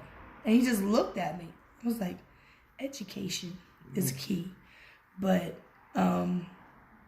another thing that a lot of these underground, I don't like to say local, I'd like to say underground, because local makes them sound like local. But these underground artists, they're not getting in on merchandise of any type. Stickers, you know, T-shirts, you know, they're not doing that. Branding. You know, they're not getting, and we were talking about this before the show about, you know, there's so many people out here who are they're doing that, screen printing, they're, you know, doing shirts, they're doing, you know, making, you know, designing different things. Okay, for instance, Jay's got the Mogul Club. Right. That's his brand. He's had shirts, hats. What else have you had? You've had all different types of, ties. You know, That's genius. you know what I mean? He's had all these different things to sell to get his name out there. People would give me their shirts because I hate, like, I'm sorry, I'm poor. I don't have $20 to be buying a shirt from every single artist I come across. I have shirts in my collection that I've worn. One of my favorite shirts, and it has been since before I even got my shirt, is I Am Baltimore Hip Hop, Frank Lewis. That's dope. And every time I wear that shirt out in public, like, where'd you get that shirt from? I'm like, his name is Frank Lewis on Facebook. You know, that's who originated that shirt. I wear my own on my jacket, and I catch people looking at me. I have a sweatshirt that has it on it. I've had T-shirts that had my brand on it, and people, they might not ask me about it, but they'll look at it. And then if I wear it constantly, they'll start to see it, and then maybe they'll go look it up to see, well, what is this? What is this? And artists don't realize that. It's consistency. Consistency is a major thing in branding. You know, first and foremost, you got to find your target audience. Mm-hmm. Once you find your target audience, then you know you attack it. I mean, like, the funniest thing to me is how many of these artists say that they're trappers. And I was like, damn, you must have been horrible. You must have been horrible on the block because you horrible at business. Like, right. Jay-Z told you change clothes. It's the same hustle, different environment. Right. So you just change clothes. Really just change hats. You change your hat, and then you go into this arena, and it's like, all right, well, I know if I buy 1,000 T-shirts, I'm gonna have to give away at least 100. At least 100.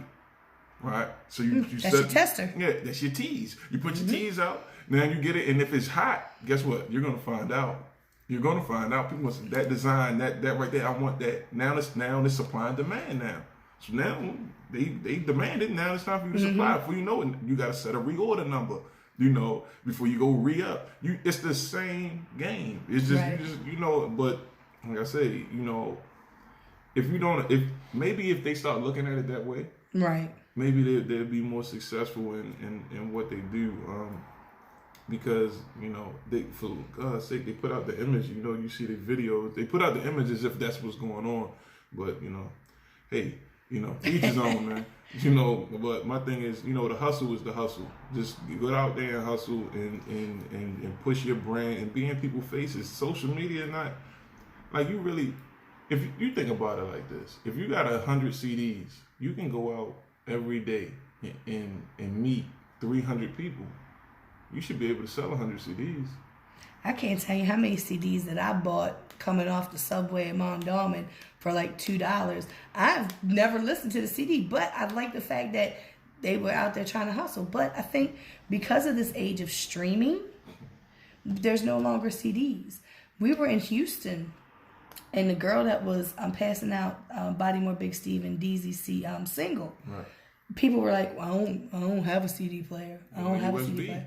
But you know what? And that was what I was looking into too, buying the USBs and everything. But Steve was like, when she came back, they said they don't have, people saying they don't have a CD player. He said they got a game console, they got Xbox, they got PlayStation. So Steve was thinking in that aspect.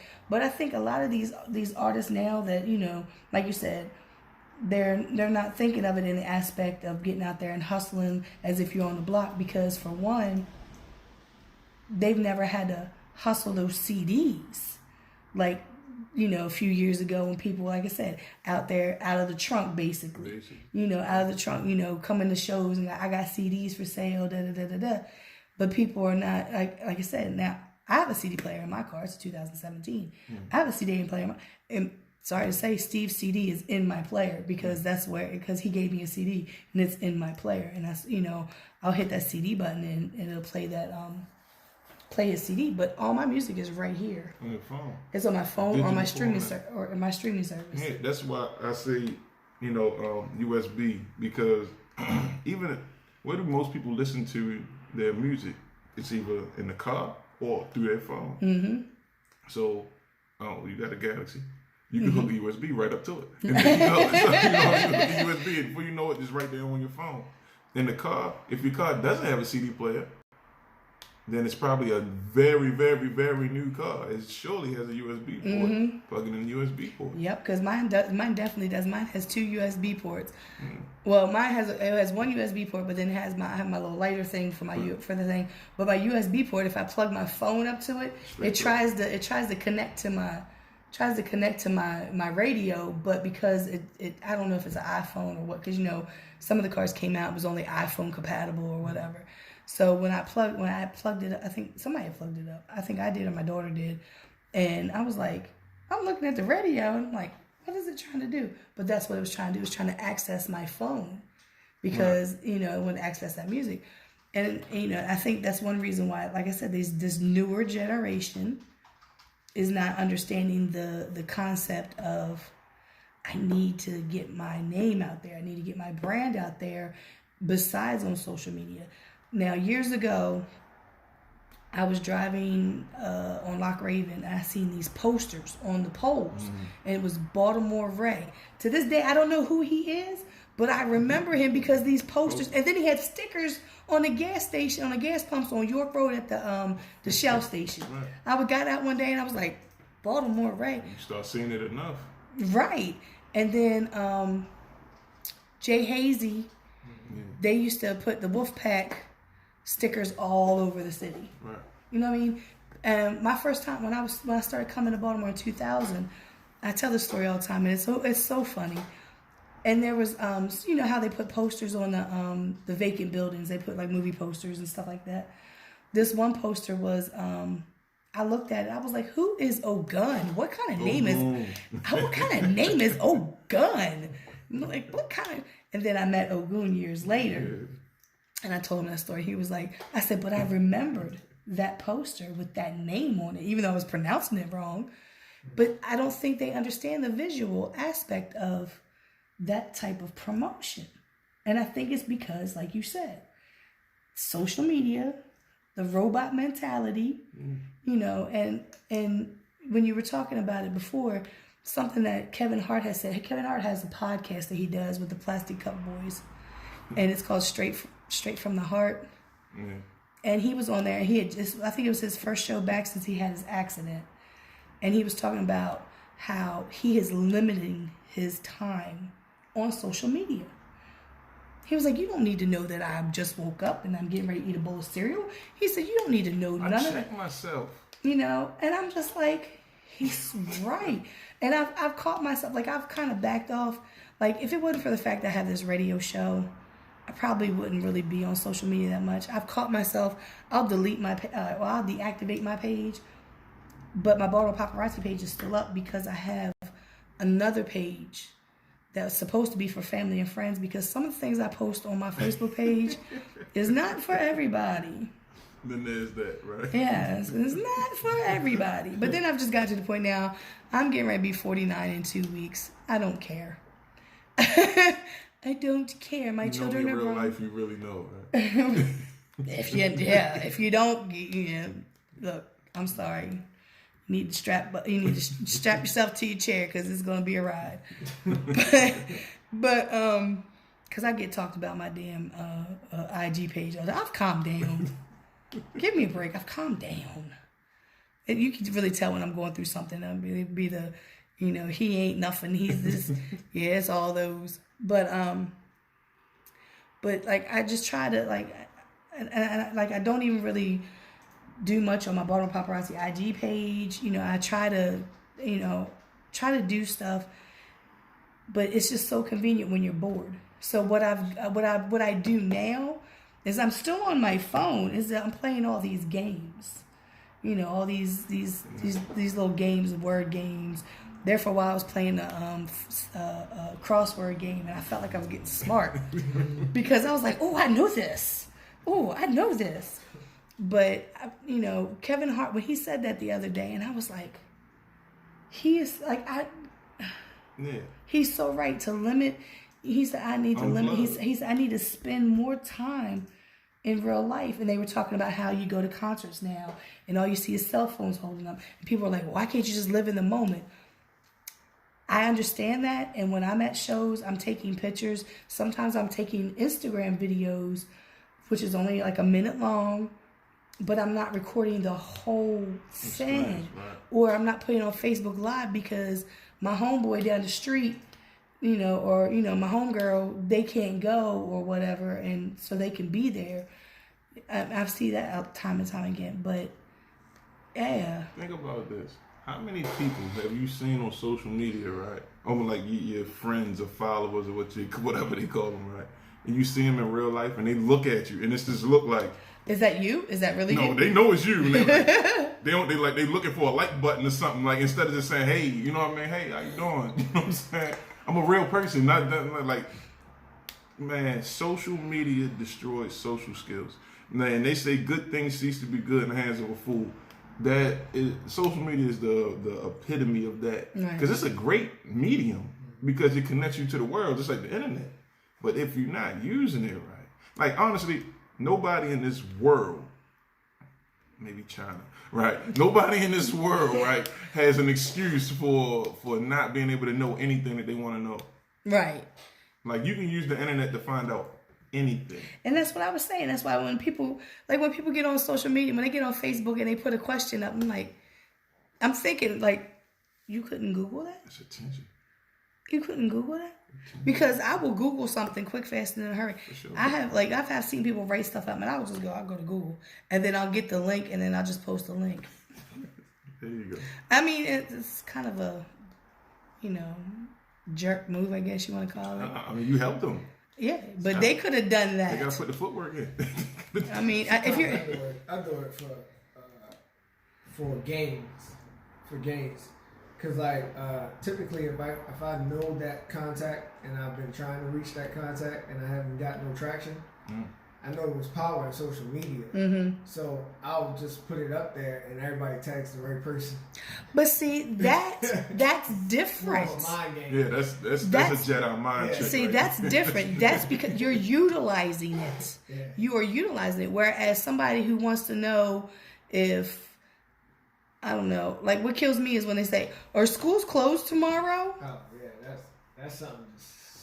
Go to wherever county you are in or city you are in and go and look that up. Yeah, that is just stupidity. You know, but that's because people have gotten to the point to where it's just so much easier. And Just they get a calendar when the kids start school. I always threw that thing away. Who cares? Right, exactly. Throw that thing away. That's what the website's for. You can go right to the Baltimore, and then when they screw up and be like, "Well, it's on the website right here that you said on the website that da da da da da." But you know, and that's you doing that is utilizing social media. You know what I mean? But you know, sometimes like I said, I just get to the point where I'm like, I just want to just turn this off. But it's become so much of a I'm bored or you know or like. What they say, and I go down a rabbit hole. The devil playground is boredom, right? Yeah, idle hands. But and then I end up going down a rabbit hole because I'm gonna tell you right now. Women are FBI agents. Yeah, who you telling? Let me to the choir. I told my friend CIA. Man. I was like, I said something. This girl, blah blah blah. What are you talking about? Oh, it's got to be social media stuff again. You're right, it is. Because all of a sudden, she pops up liking and loving all your stuff on both your Facebook and your IG. She's started doing this on this such and such a date. I said, we was arguing that week after she started. Then just a couple months later, she's nowhere to be found. She's not on your friends list. She's not liking anything. She's not loving anything. What happened? What are you talking about? I'm an FBI agent, sweetheart. I will go down that rabbit hole. Let's call it the CIA. Because my homegirl and I, you know, and I'm a criminal justice major anyway. There you go. I'm a criminal justice major. You'd be like, you'll tell me something. I'll be like, really? So what happened before that? It's not adding up. We're gonna backtrack, you know, we're gonna backtrack this, that, and the third. But I've gone down, like I go down rabbit holes all the time. I go down a rabbit hole on Facebook. I go down a rabbit hole on YouTube. Oh my goodness. I'll go to YouTube to find, okay, yesterday, Buju Banton put out a new video. Somebody had posted it. So I went to YouTube to watch the video because, you know, Buju Banton just came out of prison. Right. So, and I used to listen to Buju Banton years ago. And people were like, who's Buju Banton? Never mind. It's reggae. Yes, I listen to reggae. I listen to all genres. So I'm listening, you know, I listen to that. I was like, oh, I like this. I like the video. I like what he's saying. Like the video's cool. And, you know, it was like these boys are gonna go do this shooting or something, and then Buju Banton comes in and it rewinds from where they shot him, and he's taking the guns out of their hands and putting it on the ground. I'm like, oh, okay, Buju, all right. And then I see on the side there's like, and then I end up hitting another video, and then I go down and I play that video, and then I end up hitting another video. Before I know it, I've done watched like I don't know how many videos. I done went from Buju Banton to Tech Nine That's how I go. You know, I'm going down a rabbit hole. That's how I found out about because I really don't watch The Breakfast Club, but sometimes it'll pop up when they've had somebody on there. I'm like, oh, let's see what they had to say. I want to hear this. And then I end up going down that rabbit hole. But that Facebook rabbit hole was something else. Yeah, the stroll. Yeah. Yeah, exactly. You know, And then Kanye hit a lot of that. You know, like this really it works with your mind. The dopamine, you know, levels of when you're sitting there scrolling. And you know, it's an attack on females more because they said that the dopamine is released more. This is a scientific study. Right. You know, where the dopamine is released more through this thumb motion of going to scrolling up. And before you know it, you're like, sometimes you really just caught up. Like, you really caught up. Yeah. Like, you don't even, like, my goodness, I've been doing this for 5 minutes. Can you imagine? Right. Like, I've been at work. Done it and trying to figure out what was I doing. Right. I've been at work. I've been at work. I can't tell you how many times. And I work in housekeeping. So sometimes like I'll be tired. My back starts hurting. So I kind of just like sit down in the chair because we have suites. So we have this little desk with a chair and kitchen and all this stuff. So I'll sit down in the chair and like I'll just go to Facebook and I'll just scroll and I'll click on something and I'll scroll some, I'm like, what am I doing? I gotta work. Exactly. So it's like I said, and people are not utilizing it as the right like promotional. And then people was talking about like MySpace. Well, MySpace now is geared towards artists, and they don't they don't even realize it. Because I have gotten back 2 of my pages. I had 3 pages. I've gotten back 2 of my pages. I just couldn't remember the T1 Media information. It's just the masses everything no more though. Because nobody is understand, like they're not using it as a promotional tool. They're like, nobody is really like MySpace. Yeah, but have you been on MySpace? No. Okay, then you don't even know what it looks like, how it is, nothing else. You remember MySpace from back when you had your top 8 and your best friend got mad because she wasn't in the top 8 no more, and so, and they're not, like I said, promo. Like on IG, when I see like Bodymore Big Steve, him and DZ, they have sponsored,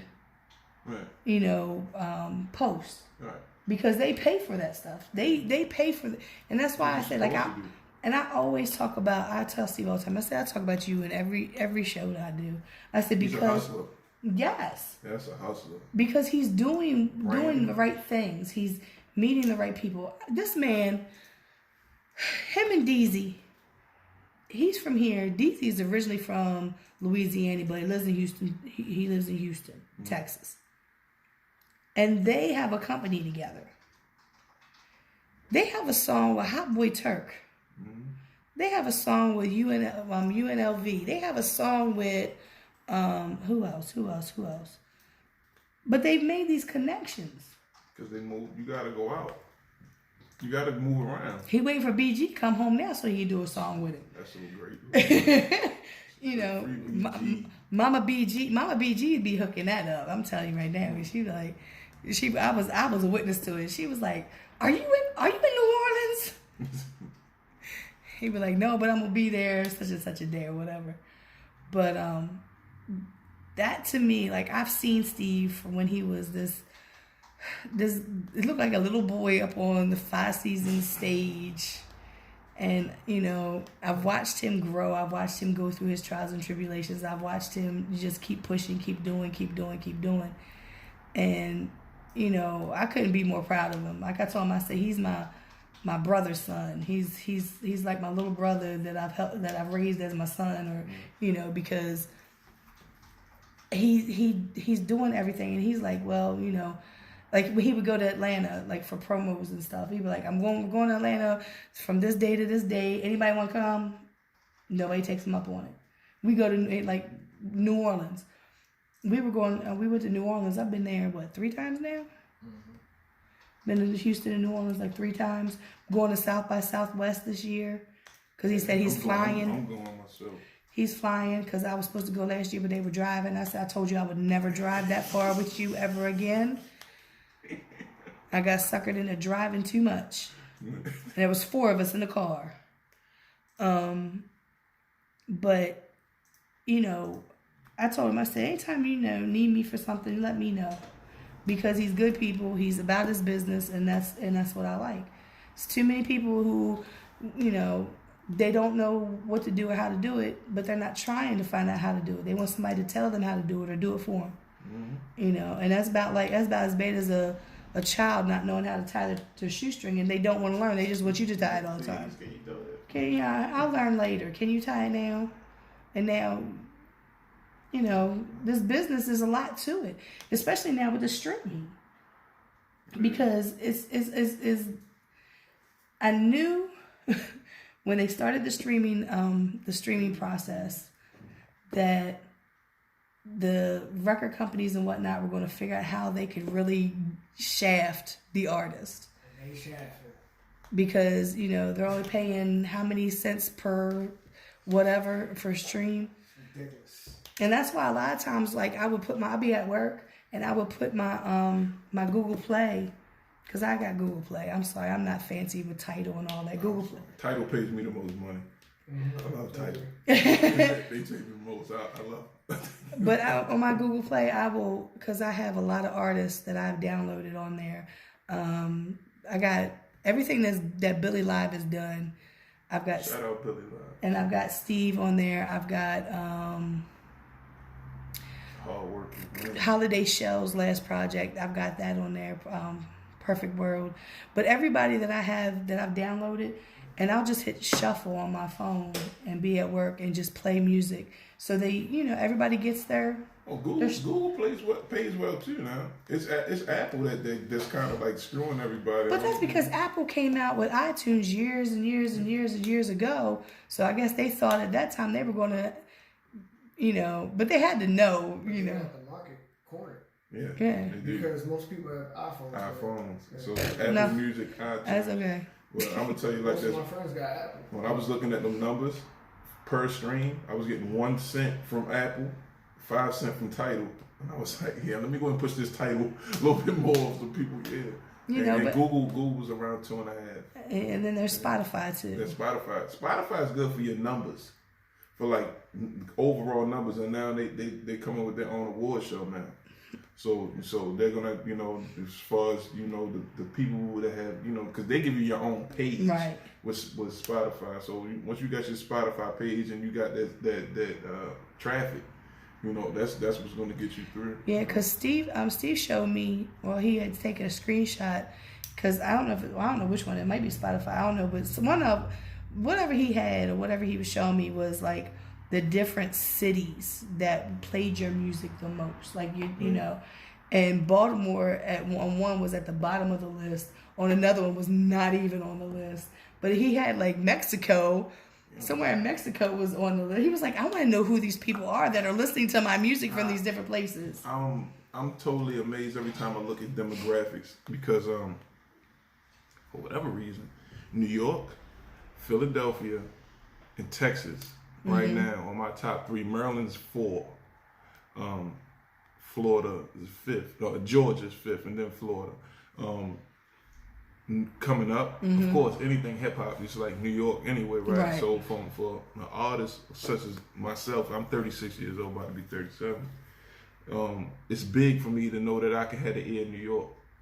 And coming up as an artist, I mean, like Beanie Siegel is like one of my favorite artists. So they have Philadelphia's ear is dope to me. Right. So like, you know, like, but man, like when you think of home, you know, like I tell artists, don't get caught up. Don't get too worried about it, because I mean Jesus wasn't accepted at home, Right. you know, but now he's accepted all over the world. Right. So it's kind of like, you know, they'll catch up. They'll catch up. You know, like Rick Ross has a line in his song, I think it was on Triller. He said, whoever knew that fat girl would grow to be Oprah. You never know that dishwasher will be your beholder.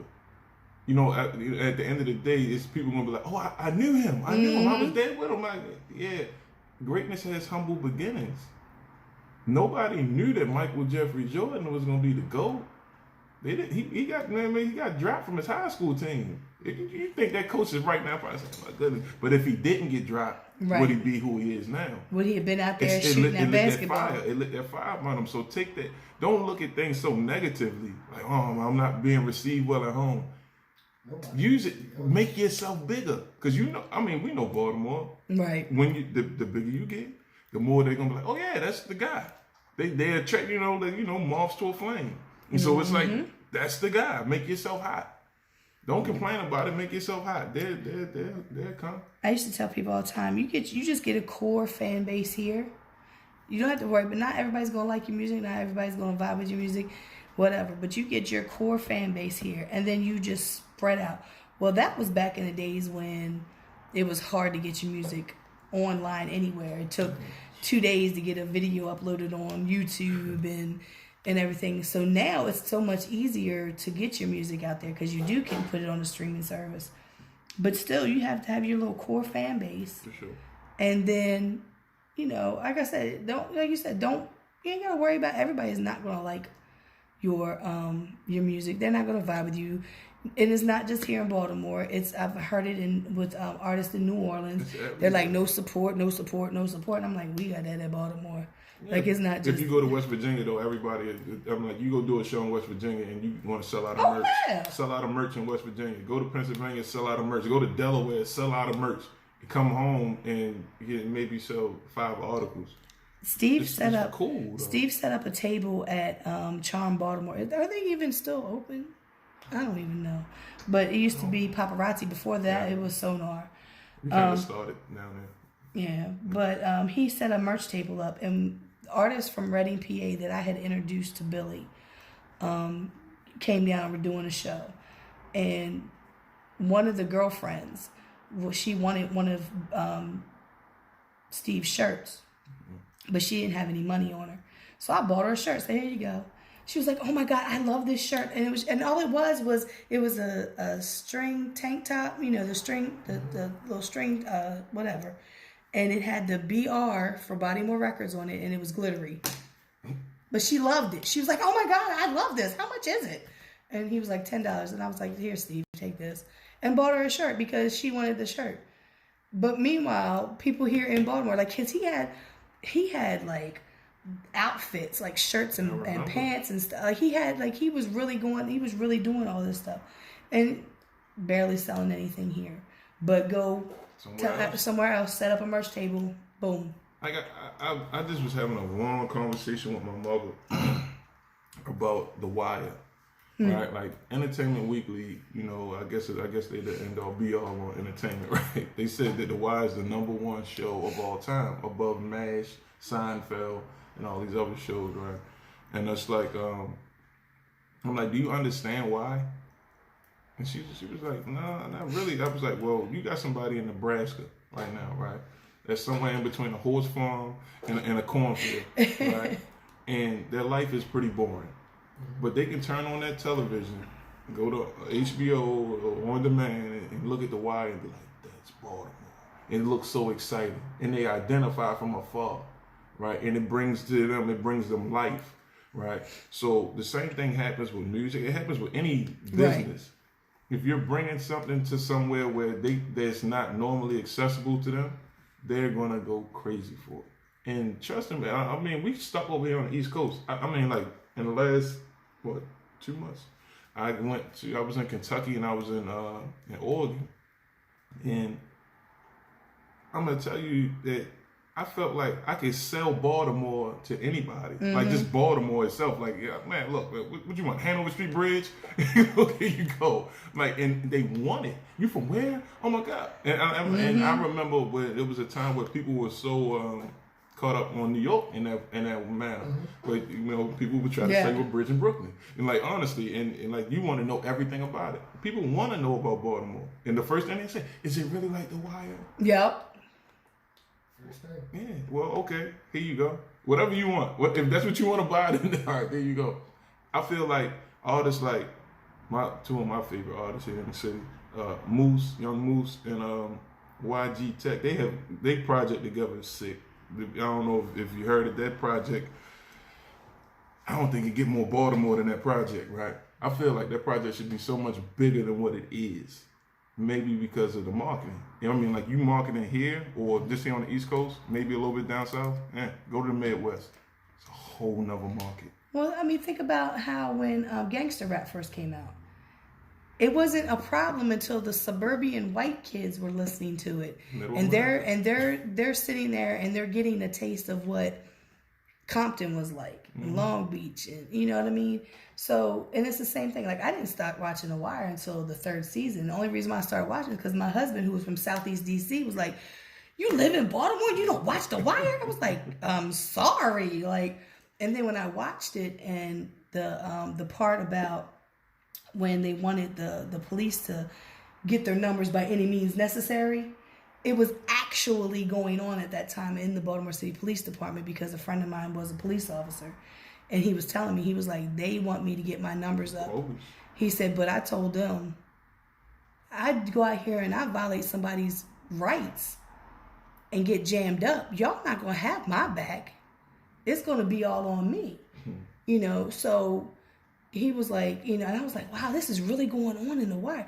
And there's like, people have asked me the same thing. And is Baltimore just like The Wire? I'm like, certain aspects of it really are.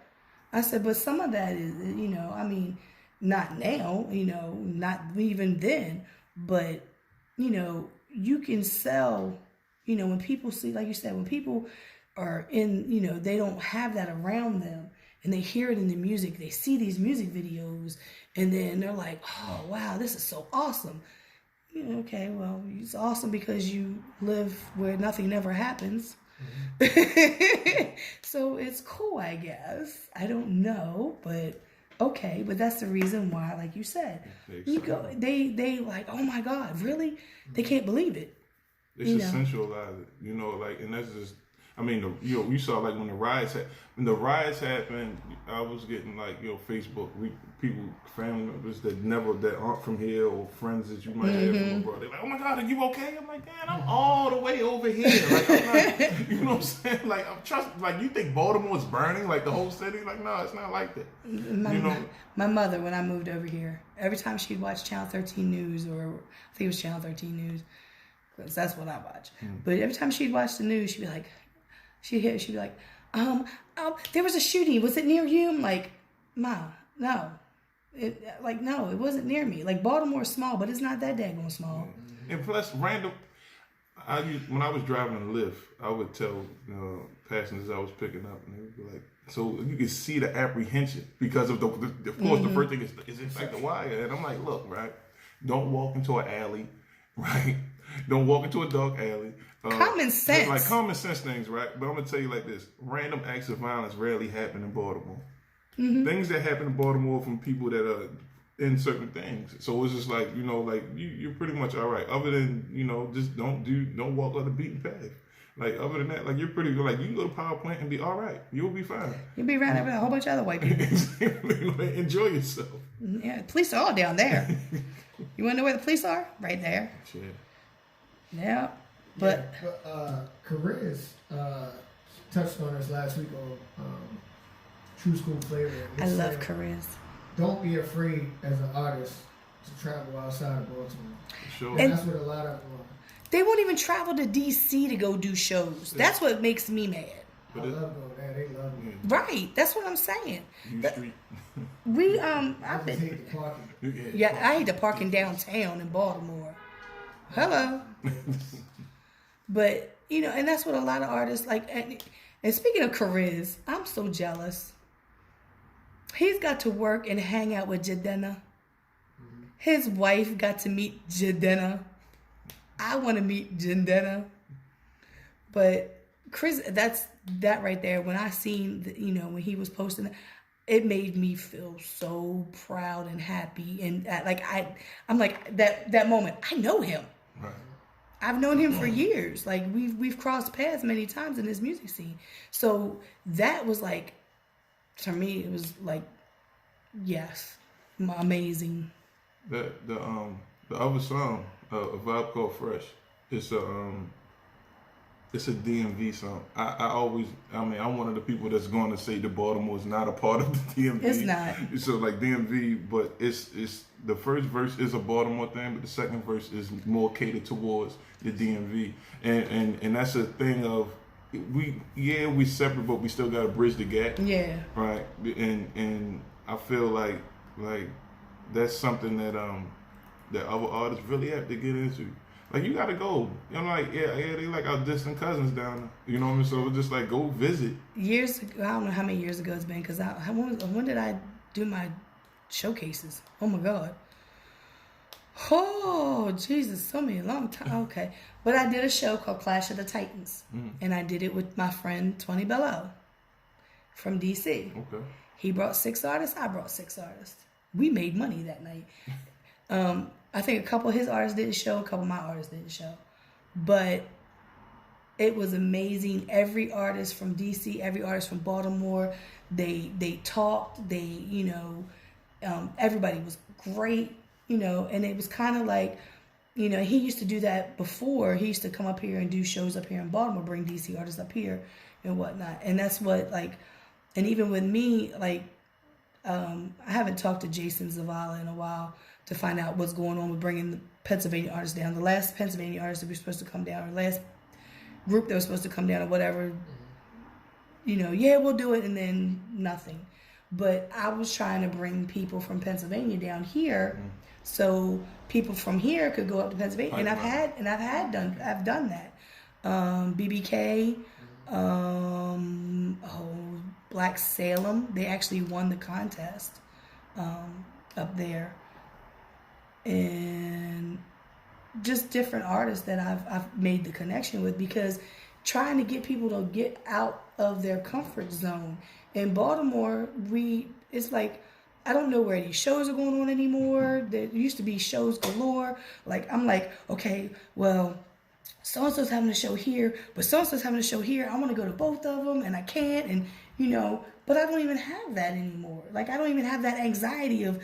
The hip-hop scene in Baltimore needs fresh life breathed into it, like honestly, because I'm just gonna say it, man. Younger artists, you from Baltimore, not Atlanta, right? Do Baltimore, do you? I know that it's a, just stick with it. Don't give up. You know what I'm saying? Like, stay with it, brand yourself, and move on, and believe in yourself and believe in your city. We're gonna be all right. Like, we're gonna be all right if you just stick to it. Don't try to copy a style from somebody out of town. It's not gonna work. You know what I mean? It worked for them, you know what I mean? But it's not gonna work for you. Like, do Baltimore. Like, make sure you put that out there. One person I say that can truly happen is TT the artist.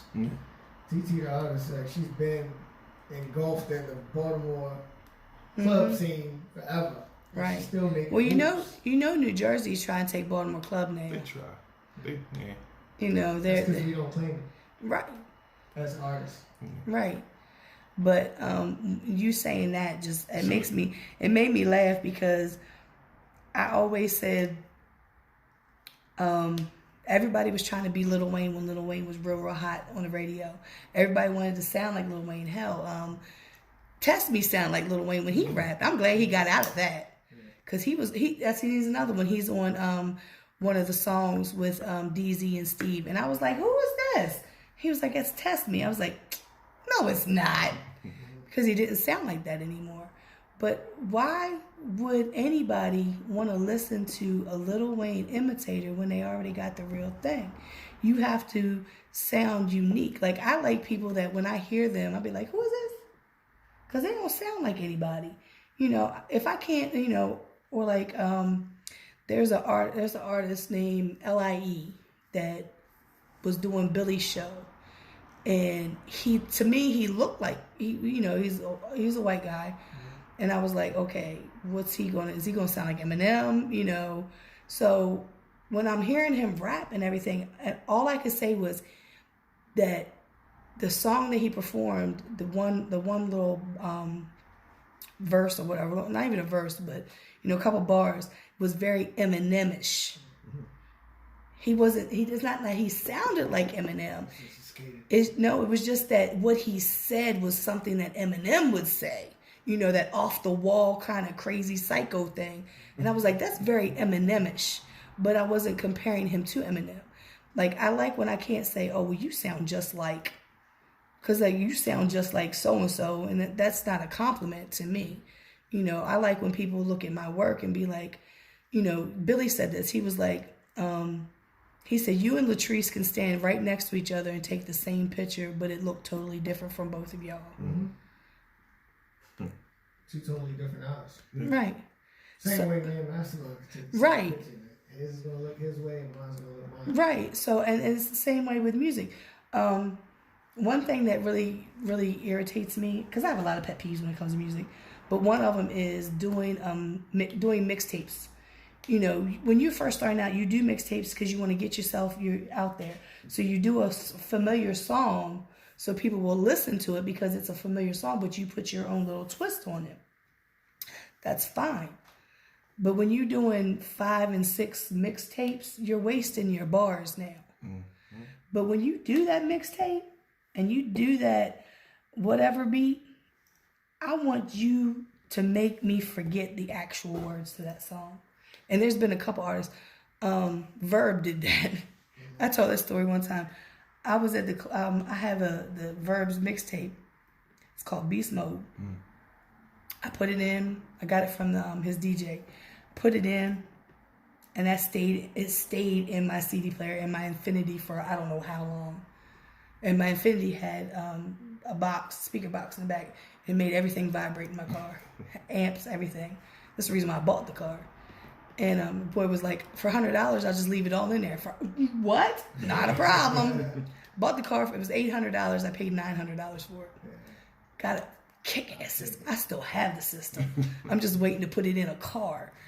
But with my old self.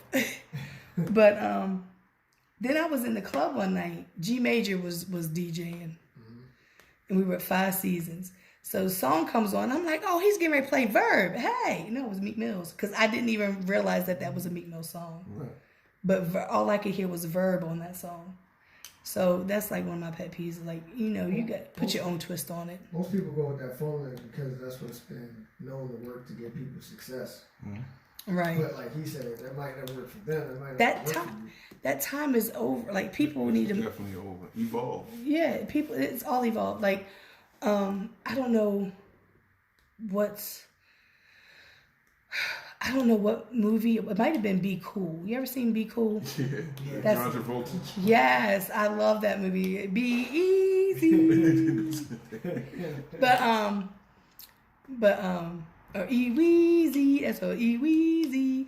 But I don't know if it was that one or another one. And they were talking about how music evolves. Like, if you think about it, remember back when we had Jagged Edge and Rough Ends, we had those male Jodeci, we had those male groups, and then that kind of faded away, and then we had like the singers, just the female singers, and then that kind of went, we had, it's like it, and then like they all come back around. It's like, because what was it? I can't remember the exact words. I'm going to have to look this up because I have got to get this right. It was like we had the singer-songwriters where you had the Nora Joneses and the Jules and everything else. And then that was out of the way. You had the boy bands. You had, it's like an evolution. Yeah. So it all comes back around. So I don't know what stage we're in with these rappers right now. We're in the Ja Rule phase.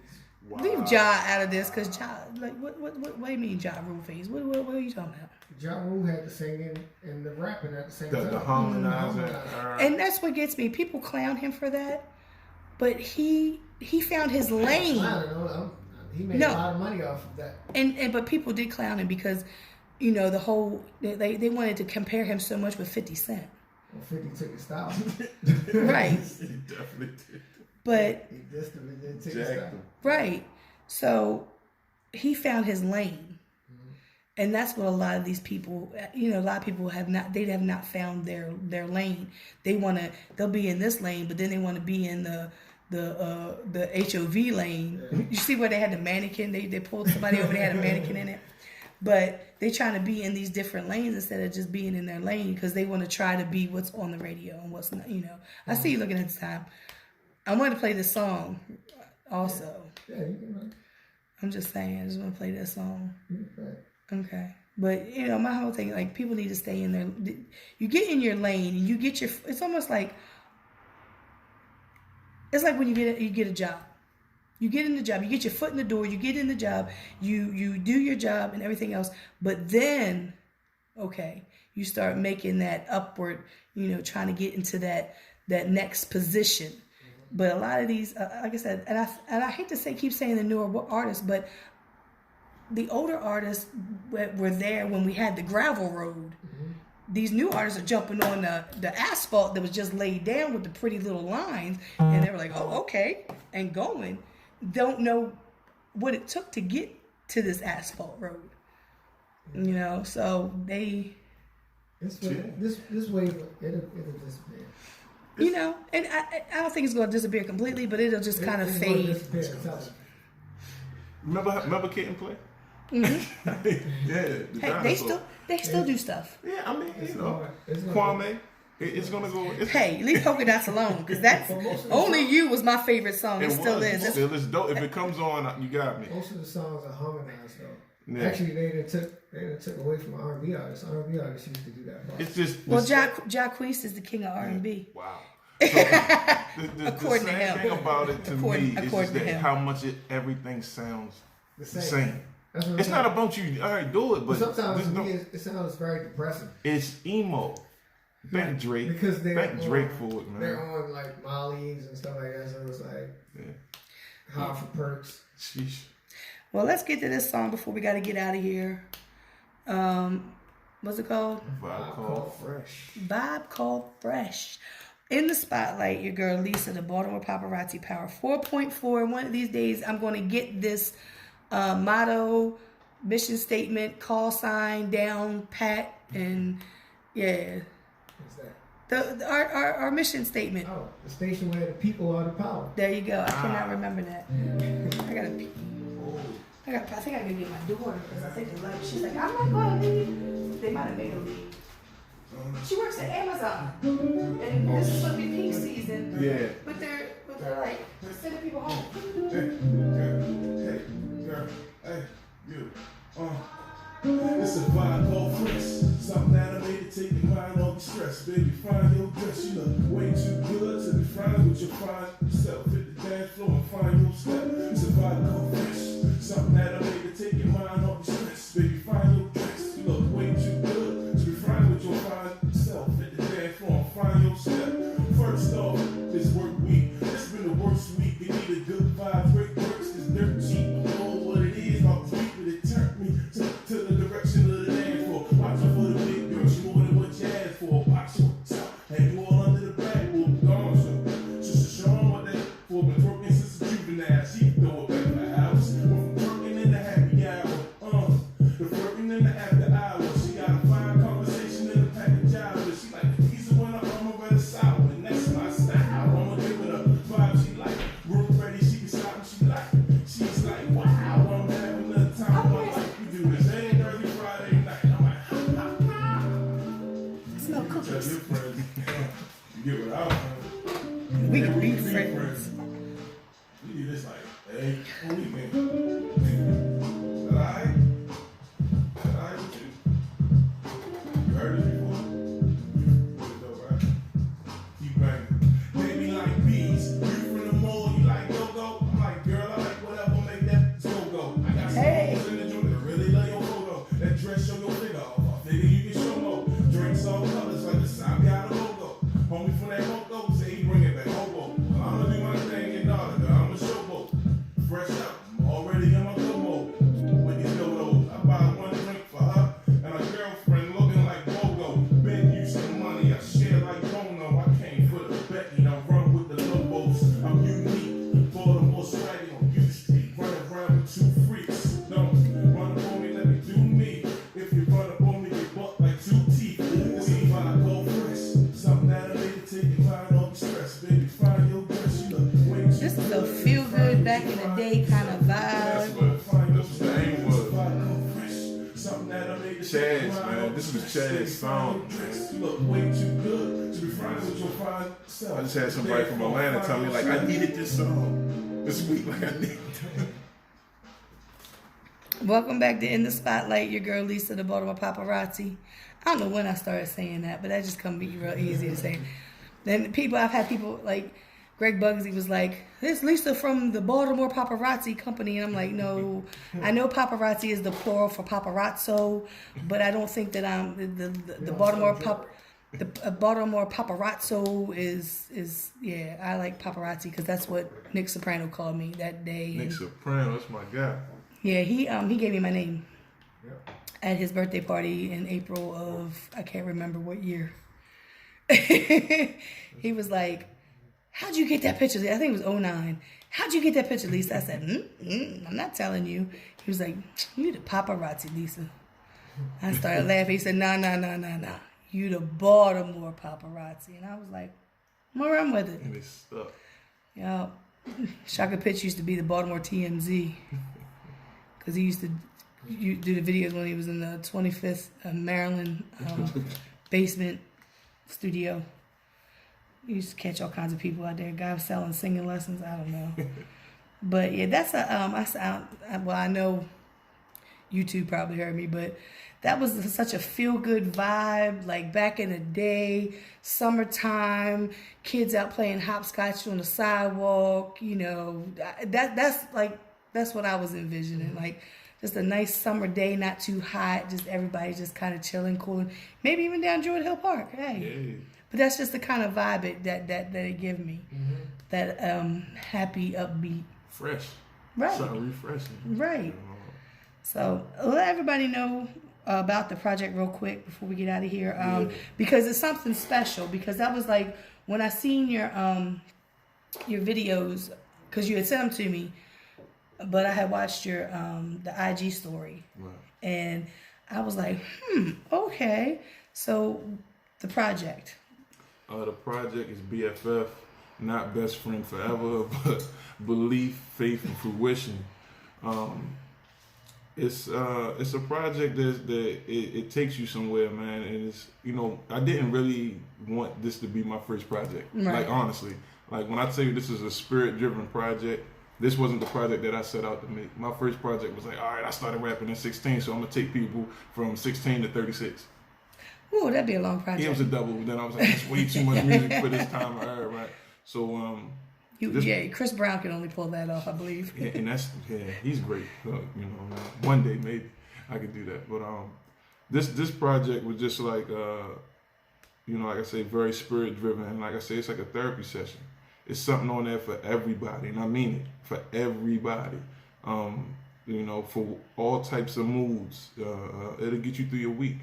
I promise that. You know what I mean? Like, I've been listening to it faithfully. I can't stop listening to it. I want to sometimes. I'm like, man, there's new stuff. I want to listen to the new Davies. But no, like, it's where I'm at in my life and walking. Like, it's, I believe I coined the term adult contemporary hip hop.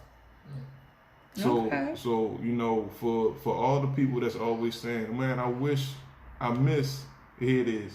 You know what I'm saying? Right. Everything that you said that you was wishing for and everything that you said you was missing, I got it. Yeah. And so, I mean, that's a mixtape, to be honest with you. I got another project coming out next year that's going to be the album, right? But it's a mixtape. It's nine tracks. Those that have been lucky enough to pre-order and like really reach out to me, I did send a deluxe version that's like 13 tracks.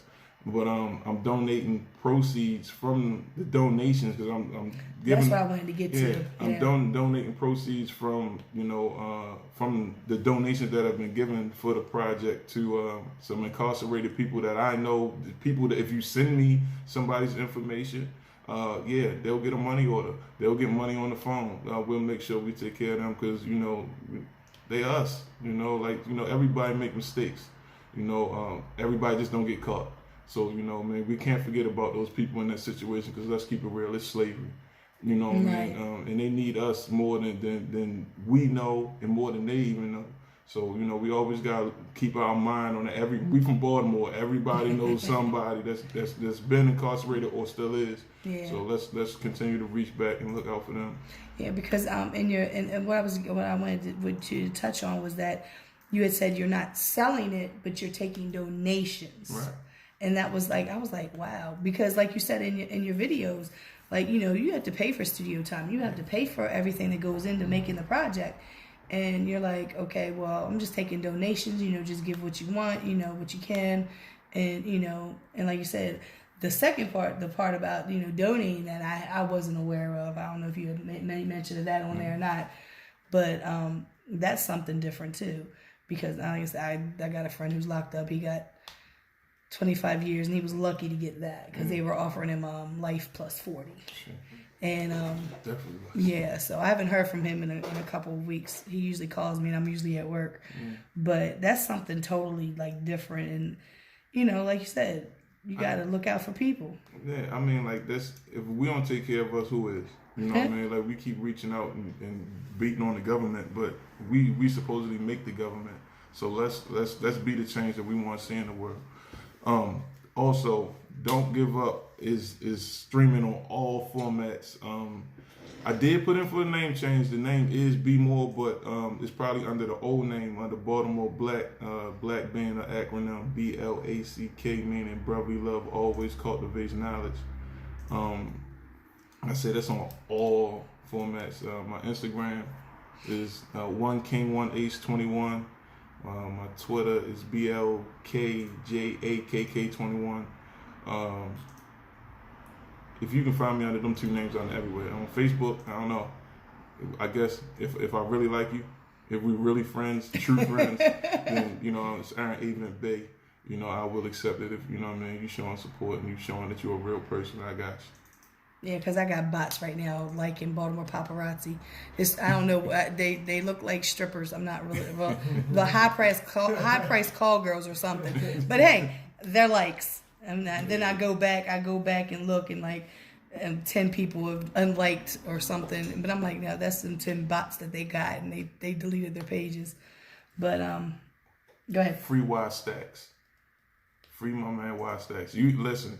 Remember that I said that, and I said this was the first time that I said it here with Baltimore paparazzi, and that kid is, yeah, you'll hear from him. He's locked up for something that he didn't even do, and I mean, like, I'm not just saying that because that's right. the homie. I mean, like, for real, like, I read the paperwork, like, he didn't even do it, and he'll get his day. That's another, like, people be like, oh yeah, free him, and I'm like, well, why is he locked up? Oh, he ain't do nothing. I mean, yeah, he shot somebody, but, you know, I'm like, so we freed him because he shot? I'm confused now. But I said, was it in self-defense? Was it something, was it, was it justifiable? Oh, no, it was on the block. And I'm like, well, it's not free him. It's not for him. Like, no. But yeah, but the ones that like I said, that didn't do anything, that they're being set up, they're, being railroaded by prosecutors who really don't care, and let's be honest, public defenders who really don't care because they get paid regardless.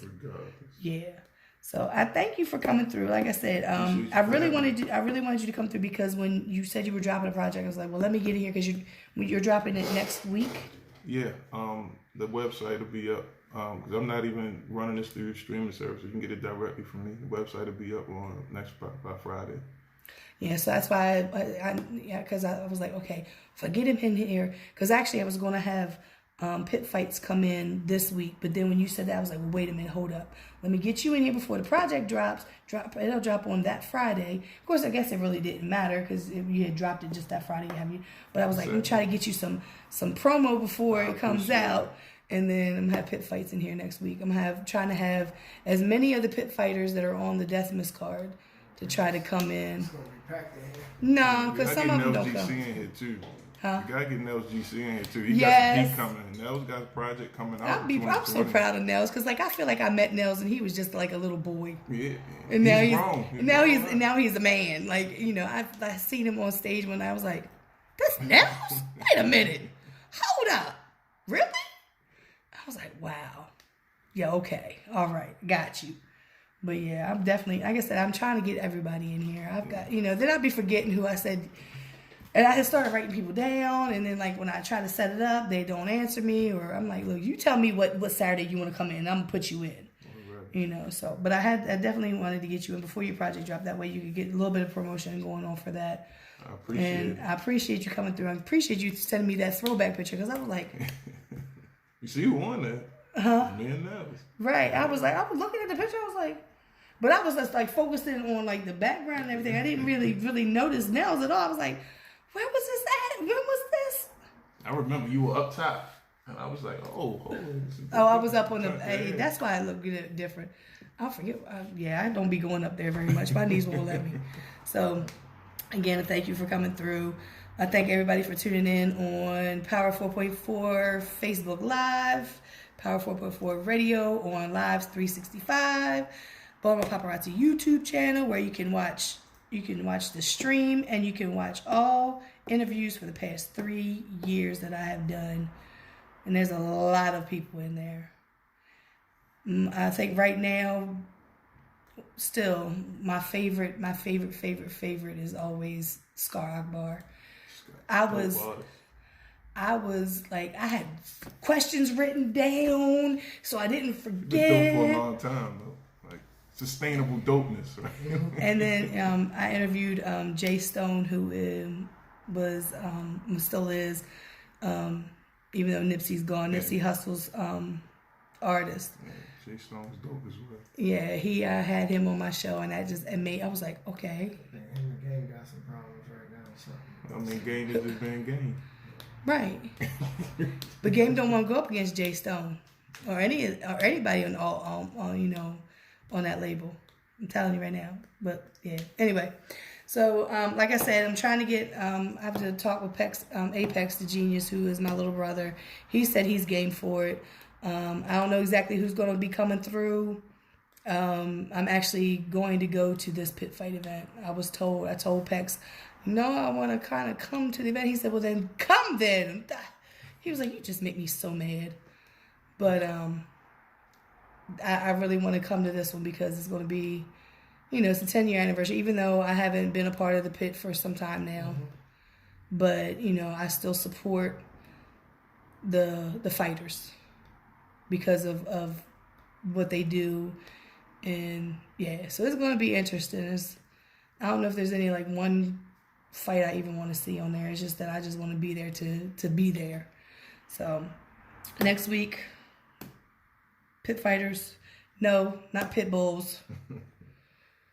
Rap battles should be here. So thank you all for tuning in, and hopefully I won't sound like this next week. Y'all be safe out there, so that way you can tune in next week. Power 4.4, where the people are the power.